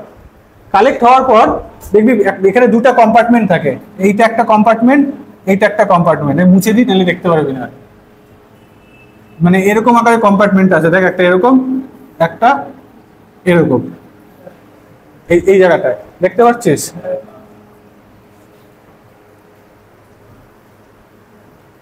এবার কি হয়, ফানেলের থেকে যখন ওয়াটারটা এই কম্পার্টমেন্টে ডিসচার্জ হয় তখন ড্রপলেট আকারে এর উপরে এসে পড়ে, যেটার 0.1 mm হয় হলো সাইজ। হয় না, compartment filled with 0.1 mm rain water, মানে এই ফানেলের থেকে যখন ড্রপলেট আকারে জল এসে এই কম্পার্টমেন্টের এখানে পড়বে এবং সেটা 0.1 mm এর হবে, তখন এইটা এরকম টুইস্ট করে যাবে, গিয়ে এই জলটা নিচে পড়ে যাবে এবং এই বাকেটটা চলে আসবে এর জায়গায়। বুঝতে পারছিস? এইটা হলো টিপিং বাকেটের মেন ফান্ডা, এবং তারপর একটা নিচে স্টোরেজ ট্যাঙ্ক দিয়ে গিয়ে আলটিমেটলি মেজারিং টিউবে গিয়ে জমা হবে। এই টিপিং বাকেট কোথায় ইউজ করব? হিলি এরিয়া অ্যান্ড ইনঅ্যাক্সেসিবল এরিয়াতে। ক্লিয়ার? একবার পড়ে নিবি, একদম মানে সরল ভাষায় লিখে দিচ্ছি, একবার পড়ে দিই, নিচের এই জায়গাটা দেখ, একদম সরল ভাষায় লেখা আছে। টিপিং বাকেট এখান থেকে দেখ, tipping bucket completes electric circuit causing a pen to make a mark on a rotating drum. এই টোটাল প্রসিডিওরটা যখন হবে তখন এর মধ্যে একটা পেন আর রোটেটিং ড্রাম অ্যাটাচ করা থাকে, যেটা আমি একটু আগেই বললাম। সেটা অটোমেটিক ইলেকট্রিক্যাল সার্কিটের থ্রুতে মেজারমেন্টটা পুট করতে থাকবে গ্রাফে, where they can provide measurement directly to the controlling meteorological station and control room. Meteorological stations control room. This type of rain gauge for the measurement of এই যে টিপিং বাকেটটা আছে না, এই যে আমি মাত্র বললাম যে 0.1 mm যখনই ফিল হবে এক একটা বাকেটে তখন সেটা রোটেট করবে।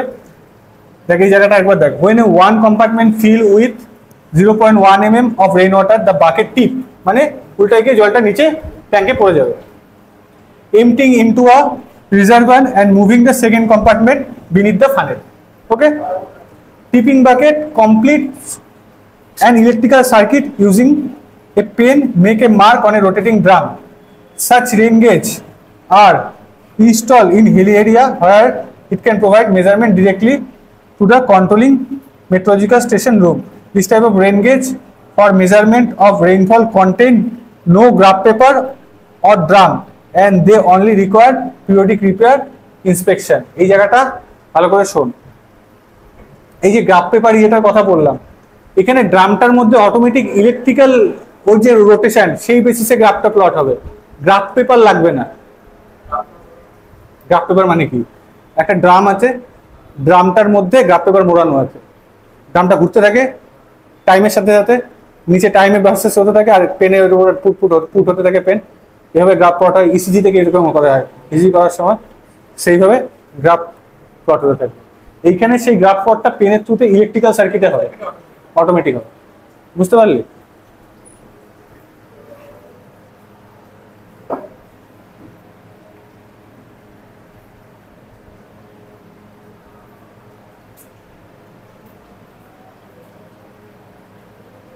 নেক্সট হলো ওয়েগিং বাকেট রেন গেজ। এতে কি হয়, this type of rain gauge measure the amount of rain that fall into a bucket placed on a platform on a spring.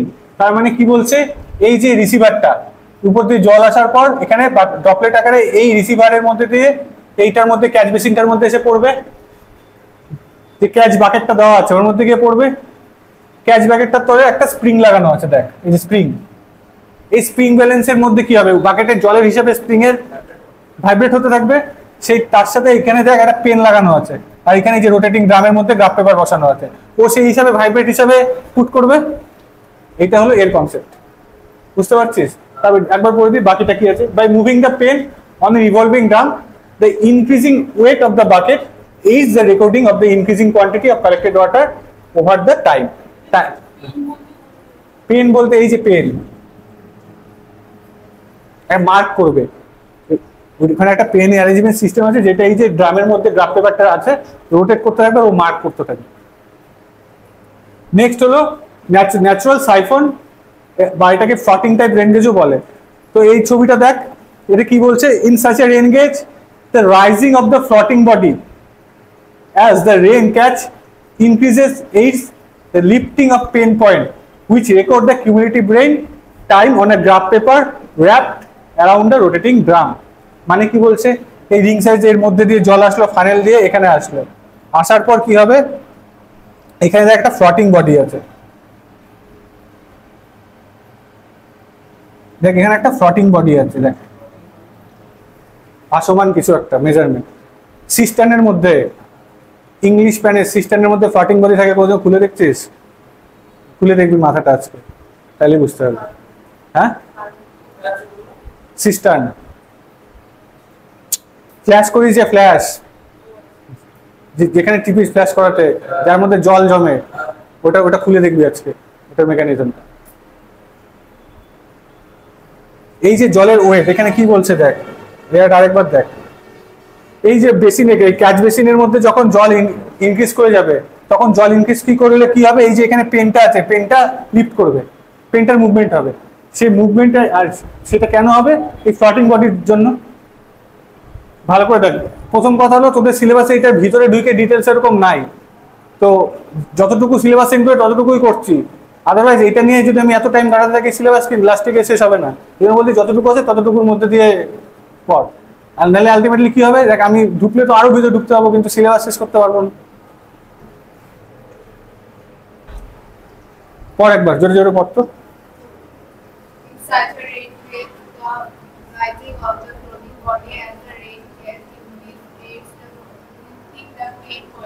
তার মানে কি বলছে, এই ফানেলের মধ্যে যখন রেন ক্যাচ করতে থাকবে, যত বেশি ক্যাচ করবে ফ্লটিং বডির জন্য ও পেনটা রাইজ করবে। আরে ভাই, এটা একটা মেকানিজম, এইখানে জল যখন ঢুকতে থাকবে, এই ফানেলে জল বাড়তে থাকবে, তখন ওই সাপেক্ষে ফ্লটিং বডিটা মুভমেন্ট করবে, ফ্লটিং বডি মুভমেন্ট করলে ওর মধ্যে পেন লাগানো থাকবে। এবার কি বলছে দেখ পরে, which record the cumulative rain over the time on a graph paper wrap on a rotating drum. এই যে রোটেটিং ড্রামের মধ্যে যে গ্রাফ পেপারটা আছে, এই ফ্লটিং বডিটা, দেখ এখানে এই জায়গাটা ভালো করে দেখ, এই ফ্লটিং বডির সাথে এখানে পেন লাগানো আছে, এইটা যে মুভমেন্ট করবে গ্রাফের মধ্যে দাগ বসতে থাকবে না, সেটাই কানেক্ট থাকে পেনটা। আর ফ্লটিং বডিটা কেন মুভমেন্ট করবে, যখনই জল আসবে, জলের জন্য ফ্লটিং বডি মুভমেন্ট করতে থাকবে। This is the floating type rain gauge. Clear?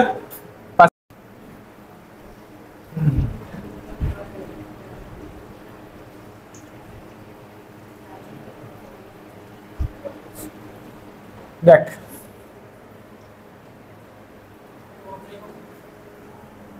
Ice code লাগবে, আইস কোড আছে মানে তোদের ইয়েতে লাগবে না। হ্যাঁ, আরে আইস কোড লাগবেই না, আইস কোড আছে মানে প্র্যাকটিক্যাল কাজে লাগে। এই যে দেখ আইস কোড কি বলছে, প্লেন রিজিয়নে যদি আমি রেন গেজ বসাই, তাহলে অ্যাটলিস্ট একটা বসাইতে হবে 520 স্কয়ার মিটারের মধ্যে। যদি কোনো এলিভেটেড রিজিয়নে বসাই, যেটা কিনা 100 মিটার উঁচু, 1000 মিটার উঁচু, সেখানে পার স্টেশন 260 থেকে 390 স্কয়ার কিলোমিটারের মধ্যে বসাবো। আর হিলি রিজিয়নে যদি বসাইতে হয়, তাহলে একটা স্টেশন পার 130 স্কয়ার কিলোমিটারে বসাতে হবে। ওকে, যেটা এমসিকিউ এর জন্য পড়বি। এছাড়া কি বলছে, as per recommendation of World Meteorological Organization, যেটাকে WMO বলে, সে বলছে কি at least 10% of the rain gauge in a catchment area should be recording type rain gauge. পুরো রেন গেজের মধ্যে 10% রেন গেজ রেকর্ডিং টাইপ হতে হবে। তো এইটুকু ডেটা লাগবে হলো এমসিকিউ এর জন্য বা ইয়ের জন্য, সেটা রাখবি না।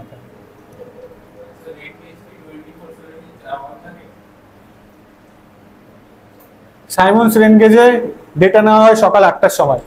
যদি 8টাতে নেওয়া পসিবল না হয়, কোনো কারণে মিস হয়ে যায়, তাহলে 5:30টায় নেওয়া যেতে পারে।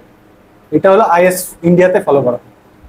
রেন গেজের ডেটা টেক হয় সকাল 8টায়, 8টার সময় না, কোনো কারণে না গেলে 5:30টা।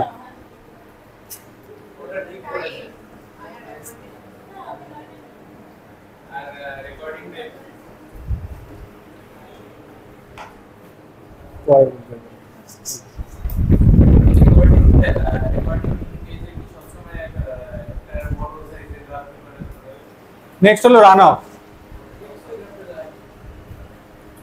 রান অফ কি বলছে, রান অফ একটু আগে আমি বলছি না, পড়ালাম না এই পার্টটা, এই জিনিস এটা অলরেডি পড়ানো হয়ে গেছে।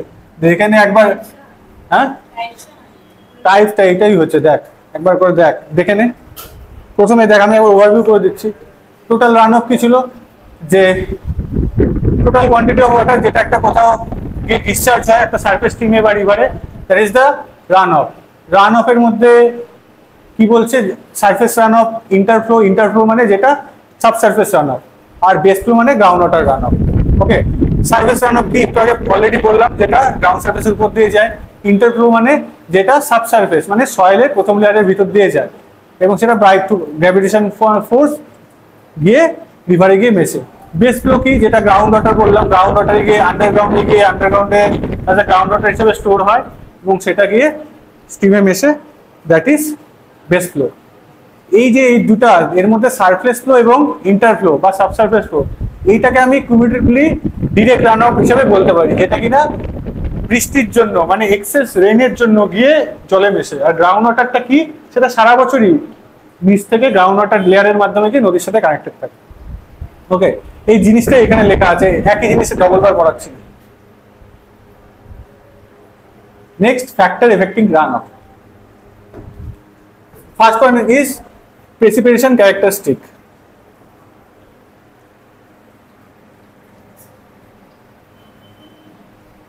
Precipitation characteristic মানে আমি যে প্রথমে তোদের এক্সাম্পলটা দিলাম, যে ধর তোর বাড়ি একটা জায়গায়, ওর বাড়ি একটা জায়গায়, তোর জায়গাটা যেখানে বৃষ্টি হচ্ছে সেরকম বৃষ্টি এখানে হতে হবে এরকম মানে আছে? যতক্ষণ ধরে বৃষ্টি হচ্ছে এরকম বৃষ্টিপাত হতে হবে ওরকম মানে আছে? নিশ্চয়ই নেই। তার মানে কি কি ডিপেন্ড করবে? Duration, rainfall intensity and areal distribution. মানে তোর যে জায়গাটায় বৃষ্টি, যেমন তোর জায়গাটা অনেক বড়, বৃষ্টিপাত হলে পুরো জায়গাটা সমানভাবে ডিস্ট্রিবিউট হবে না, এরিয়াল ডিস্ট্রিবিউশন আলাদা। বাট ওর জায়গাটা ছোট, ওর জোনটার মধ্যে বৃষ্টিপাত লোকালি হলে সব জায়গায় সেম ভাবে প্রভাব পড়বে। তো that is the areal distribution. Next is shape and size of, এখানে দাঁড়ালে দেখতে অসুবিধা হয়, হয়তো নিচেই আসে দাঁড়াচ্ছে। Shape and size of the catchment. More intense rainfall events are generally distributed over a relatively smaller area. এই কথাটার মানে কি? একদম বেসিক ভাবে ভাব। আজকে তোর যেখানে বললি, ধরলাম তোরটা স্মল এরিয়ার জোন ধরছি, তাহলে তোর লোকালি বৃষ্টিপাত হলে কি হবে? স্মল এরিয়াতে ইন্টেন্সিটি বৃষ্টিপাতের বেশি হবে এবং সেইটার জন্য একটা large amount of run of সেখান দিয়ে যাবে। বাট লার্জ এরিয়া হলে সেটা ইন্টেন্সিটি অফ রেইনফলের ভেরিয়েশন বেশি হবে, সেই জন্য টোটাল এরিয়া হিসেবে অ্যাভারেজ করলে তুলনামূলক কম আসবে। Next, peak normally decrease as the area basin increases. Peak মানে হলো ম্যাক্সিমাম। ম্যাক্সিমাম হলো যখন বেসিন এরিয়া অনেক বড় হয়ে গেল তখন পিকের ভ্যালু কম হবে। যে ধরলাম ধর তোর ওর এরিয়াটা অনেক বড়, ওরটার মধ্যে যে ধরলাম 10 সেন্টিমিটার পার আওয়ারে যদি বৃষ্টিপাত হয়, তোরটাতেও সেম বৃষ্টিপাত হয়। ওর যেহেতু এরিয়া বড়, তাহলে পিকের ভ্যালু কম হবে, তোর এরিয়া ছোট বলে পিকের ভ্যালু বেশি হবে। নেক্সট হলো পিক মানে সব থেকে maximum, peak region. Large basin give more constant minimum flow then smaller. এটার মানে কি বলছে? লার্জ বেসিন যখন হবে, বেসিন মানে ক্যাচমেন্ট, তখন কনস্ট্যান্ট মিনিমাম ফ্লো প্রোভাইড করবে। এটা কেন হয় বল, কেউ বল আমাকে, ট্রাই কর।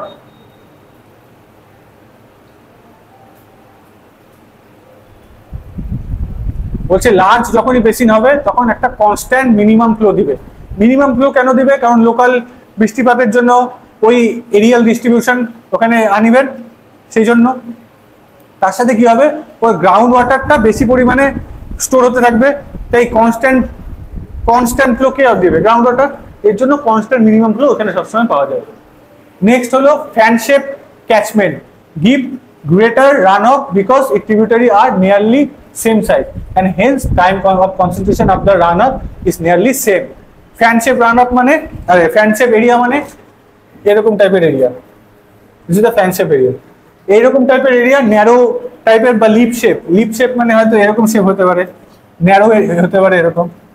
এই সমস্ত শেপের থেকে ফ্যান শেপে রান অফ বেশি হবে। এখানে একটা নতুন ওয়ার্ড পাচ্ছিস, time of concentration. Time of concentration মানে কেউ বলতে পারবি? এটা তোর ক্যাচমেন্টের মধ্যে এটা হলো আউটফল। আর তোর মোস্ট রিমোট লোকেশন মানে সব থেকে দূরবর্তী পয়েন্ট, হলো এইটা। এই মোস্ট রিমোট লোকেশন থেকে জল এই আউটফল অব্দি আসতে যে টাইম লাগবে, that is the time of concentration.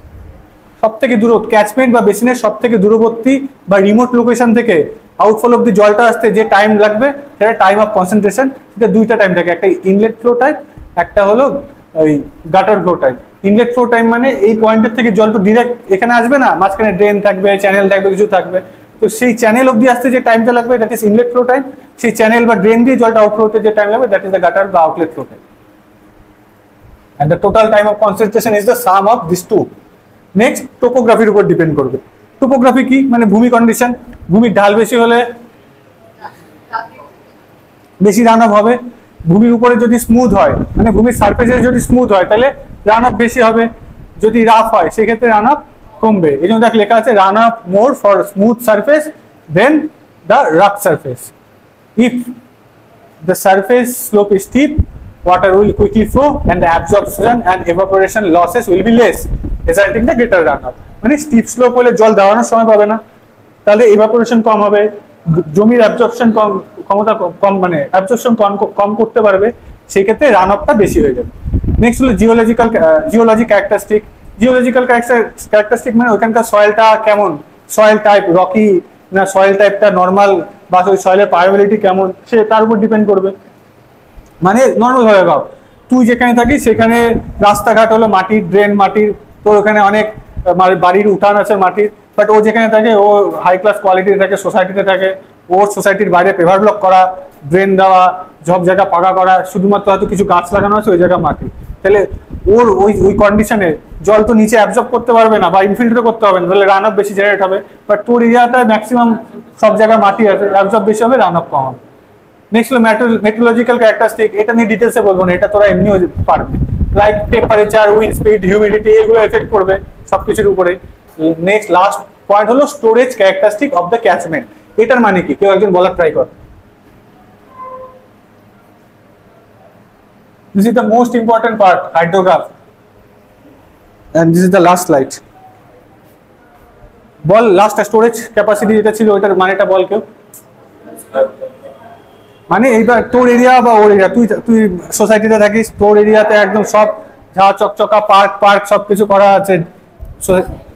এইবার ও থাকে গ্রামে, ওর পুরো মাটির চারপাশে মাঠ, মাটি, উঠান, এই সমস্ত কিছু আছে।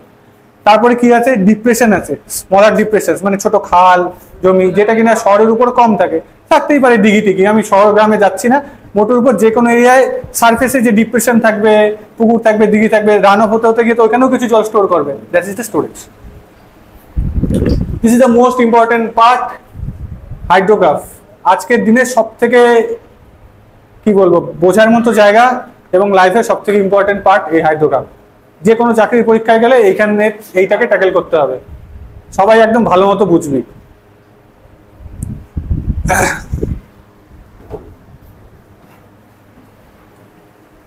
প্রথমে এই গ্রাফটাকে একবার স্টাডি করার চেষ্টা কর। এই গ্রাফটা হলো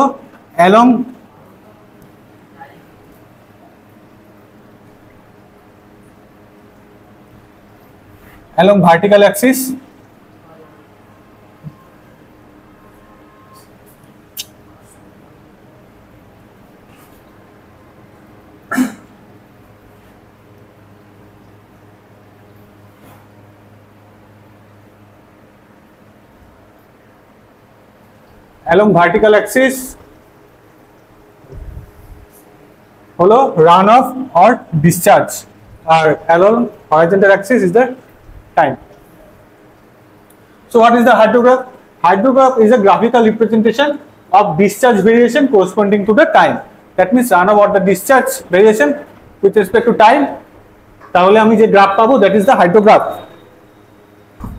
এবার বাকি পয়েন্টটা একদম ভালো মতো শুনবি, একবারে বোঝার ট্রাই করবি, কারণ ব্যাপারটা ডিটেলসে বলবো, ঠিক আছে? দরকার দিকে চাপ, এদিক থেকে বসে দেখ, ভালো মতো বোঝার ট্রাই করবি। একবার এই ব্যাপারটা বুঝে নি। এটা একটা টাইম পিরিয়ডের শুরুটা নর্মাল সিজন ছিল, ড্রাই সিজন ছিল, তখন সেরকম বৃষ্টি হয় নাই। এই মাঝে যে রিজনটা দেখতে পাচ্ছি এই সময় পুরো বৃষ্টি হয়েছে, তারপরে হলো আস্তে আস্তে বৃষ্টি কমে গেছে। এটা একবার খালি রিজিয়নটা নিজেরা একবার বুঝে মানে দেখেন। বলছে কি at beginning there is the only base flow which contribute to the stream. এই একদম এর শুরুতে বিগিনিং এ এই যে লাইনটা দেখতে পাচ্ছি dotted line, this is the base flow. দেখ স্কাই কালারের মার্ক করা আছে, this is the normal base flow. Base flow কি একটু আগেই করলাম আজকে, গ্রাউন্ড ওয়াটারের ফ্লো। গ্রাউন্ড ওয়াটার এটা আলটিমেটলি কোথাও গিয়ে স্টিমে মিশবে, শুধুমাত্র গ্রাউন্ড ওয়াটারটাকে বেস ফ্লো দিয়ে দেখানো হচ্ছে। এটা হলো ড্রাই সিজনে। After commencement of storm a hydrograph is drawn. After commencement of storm, একটা বৃষ্টিপাত হয়েছে, ঝড় বৃষ্টিপাত, তারপরে হাইড্রোগ্রাফ ড্র করা হয়েছে। তাহলে এখানে একটা নতুন জিনিস চলে আসলো, হোয়াট ইজ দ্য হাইড্রোগ্রাফ। এটা আমার সিলেবাসেও নাই, বাট আমাকে এটা পড়তে গেলে ওটা একটু দেখতে হবে, তো একটু দেখে নিই।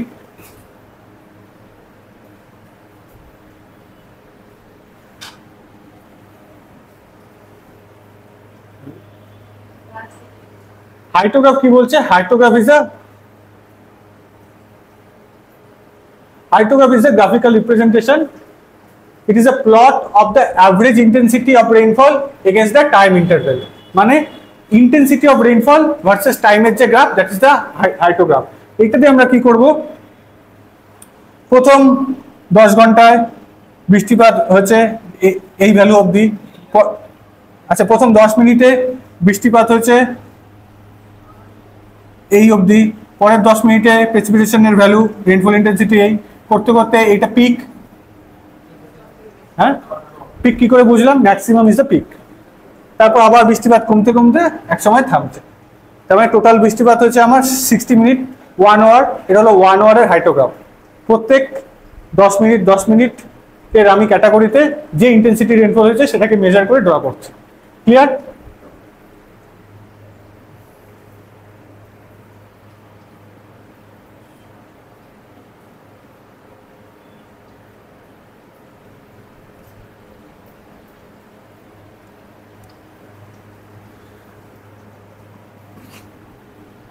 তাহলে এখানে কি বলছে? After commencement of the storm a hydrograph is drawn on which phi curve is superimposed. Phi curve ওখানে আছে, একটু পরে আমি স্লাইডে আর যাচ্ছি না, বলে দিচ্ছি ফাই কার্ভটাকে। এই দেখ ওখানে যে একটু আগে যে হাইড্রোগ্রাফটা দেখলাম, এটা হলো সেই হাইড্রোগ্রাফটা, ঠিক আছে, রেইনফল। এর উপর ফাই কার্ভ ইম্পোজ করা হয়েছে। ফাই কার্ভ কি? ফাই কার্ভও সিলেবাসে নেই, বাট হাইড্রোগ্রাফ বুঝতে হলে মানে আমি দেখ এটা 2 লাইনেও শেষ করে দিতে পারতাম। তোদের সিলেবাসে অ্যাকচুয়ালি 2-3 লাইনই আছে, যে হাইড্রোগ্রাফ হলো ডিসচার্জ ভার্সেস টাইমের গ্রাফ, এন্ড এটা দিয়ে এই হয়, বাস শেষ, 4 লাইন। বাট তোকে বুঝে যেতে হবে, চাকরি তো পাইতে হবে, 2 লাইন পড়লে তো চাকরি পাবি না। তো ফাই কার্ভ কি নেক্সট আসবো। এই যে হাইড্রোগ্রাফটা ড্র করলাম, এর উপরে একটা কার্ভ বসাবো। সেই ফাই কার্ভটা হলো একটা লিমিটেশন, আমি তর্কের খাতিরে ধরে নিচ্ছি this is the phi curve. এর মানে কি?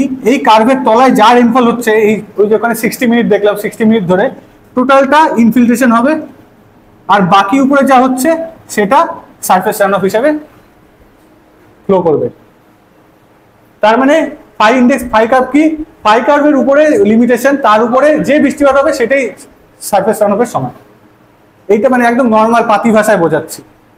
নর্মাল হাইড্রোগ্রাফের যে রেইনফল ইন্টেন্সিটি ভার্সেস টাইমের গ্রাফটা পাচ্ছি, সেই টাইমের গ্রাফে যদি আমি ফাই কার্ভ সুপার ইম্পোজ করি, তাহলে ফাই কার্ভের বটমে যে বৃষ্টিপাতের ইন্টেন্সিটিটা আছে সেটা ডিরেক্ট ইনফিল্ট্রেশন হয়ে মাটির তলে যাবে।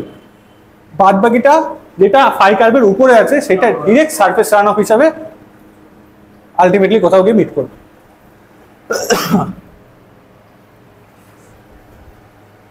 তাহলে after commencement of storm a hydrograph is drawn on which phi curve is superimposed after the initial loss like interception, infiltration, surface flow begin.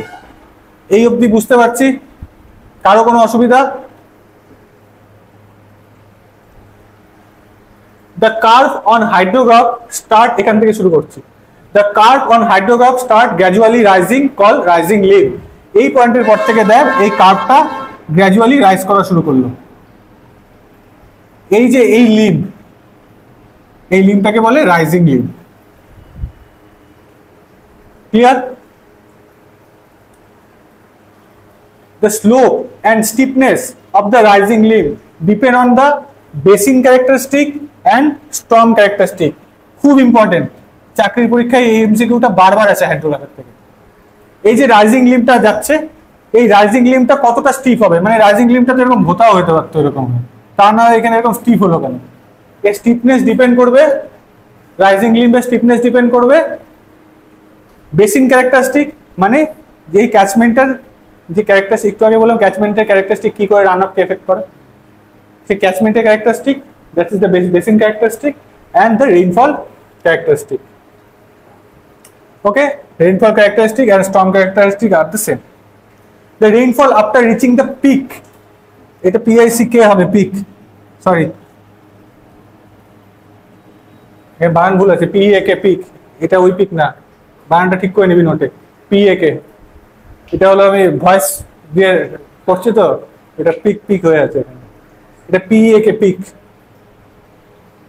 কি বলছে, the rainfall after reaching the peak gradually decrease, এই rising লিমটা এই pick রিজিয়নে যে পৌঁছে গেল তারপর থেকে আস্তে আস্তে গ্র্যাজুয়ালি ডিক্রিজ করা শুরু করলো, এই গ্র্যাজুয়ালি ডিক্রিজিং লিমটাকে বলে falling limb. The rainfall after reaching the peak gradually decreases, rainfall shown in the bar graph of the hydrograph. Okay, rising limb of a hydrograph reaches its peak value after a time called basing lag time. এই pick rainfall এই হওয়ার পর থেকে এই যে pick discharge এইটা পৌঁছাতে যে টাইম লাগে, that time is lag time, সেটাই লেখা আছে। দেখ, rising limb of a hydrograph reaches is peak value after a time, ওই পিক ভ্যালুটা ম্যাক্সিমাম পিক রেইনফল হওয়ার পর যাইতে একটা টাইম লাগে, যে টাইমটাকে কি বলে, the time is called basin lag time, measured from point of maximum rainfall to the peak discharge. A point of maximum rainfall is this is the peak rainfall, আর maximum discharge হলো এই পয়েন্টে, this is the peak discharge, আর এর মধ্যে যে টাইমের difference এটা এখান থেকে পাবো, this is the lag time, basin lag time. Clear? এই অবধি কারো অসুবিধা?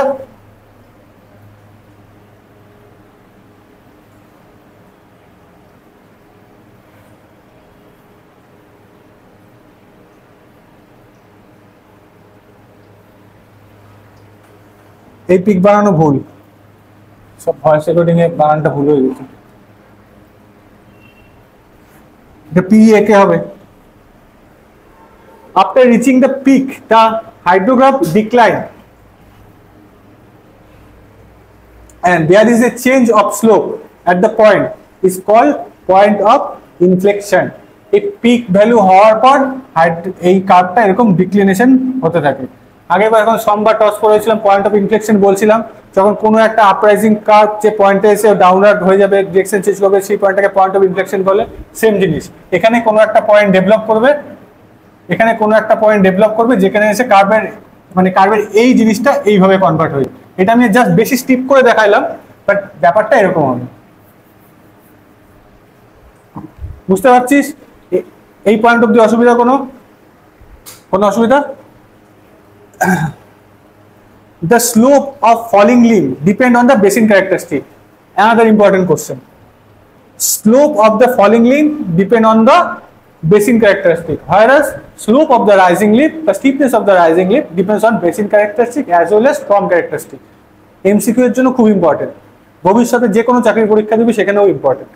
এইবার এই যে ফলিং লিম্বটা হলো, সেই ফলিং লিম্বের স্লোপটা ডিপেন্ড করবে only on basin characteristic. BSI basin কোন জায়গাটা বল? বেসিন মানে ক্যাচমেন্ট, বেসিন মানে একটা টোটাল বেসিনের জল ওই একটা জায়গা দিয়ে বের হয়, তার মানে ওইটা ওর আউটলেট হলে ওই পুরো বেসিনটা হলো ওর ক্যাচমেন্ট এরিয়া। সিমিলারলি ভাব, একটা বেসিন ওকে ওই জন্যই বলা হয়েছে যে পুরো এরিয়ার জল ওই একটা আউটফ্লো দিয়ে বের হবে। বাই দিস টাইম মানে এই টোটাল প্রসেস চলাকালীন কি হবে, by this time the groundwater table has been built up by the infiltration and percolation.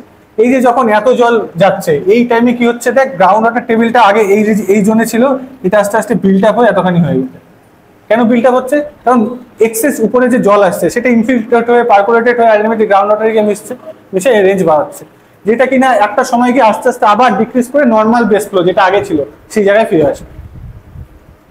তার মানে আমার আবার ড্রাই সিজন শেষ, ড্রাই সিজন চলে আসলো, রেইনি সিজন শেষ।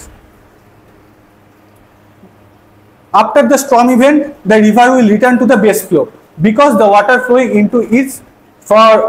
into its from groundwater flow.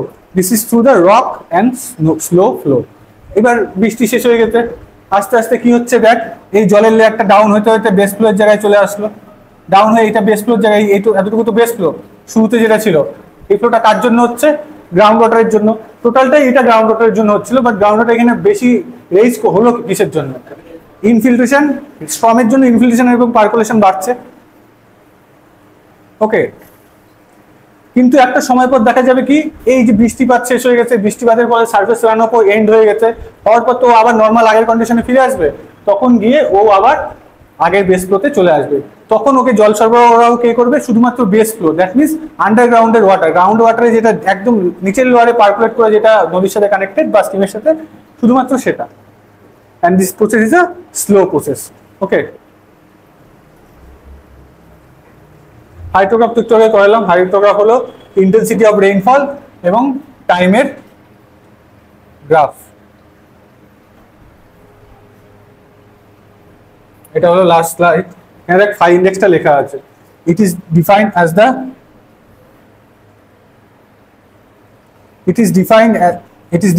the rate of rainfall above which rainfall volume equal to the runoff volume।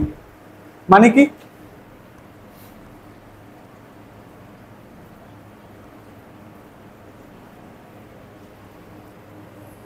ফাইকার draw করলাম। বৃষ্টি হচ্ছিল, যখনই এরকম জায়গায় যে বৃষ্টিগুলো হচ্ছে, তার জন্য যা জল হচ্ছে সব ইনফিল্ট্রেট করে চলে যাচ্ছে। It is defined as the rate of rainfall above which rainfall volume, এই যে এখন যা বৃষ্টিপাত হচ্ছে, যে এখানে যা রেইনফল ভলিউম হবে, equal to the run of volume. বুঝতে পারলি? কোনো অসুবিধা? সিলেবাস বের কর। নেক্সট দিন এই ইউনিটের বাকিটুকু করাবো, তাহলে ইউনিট শেষ।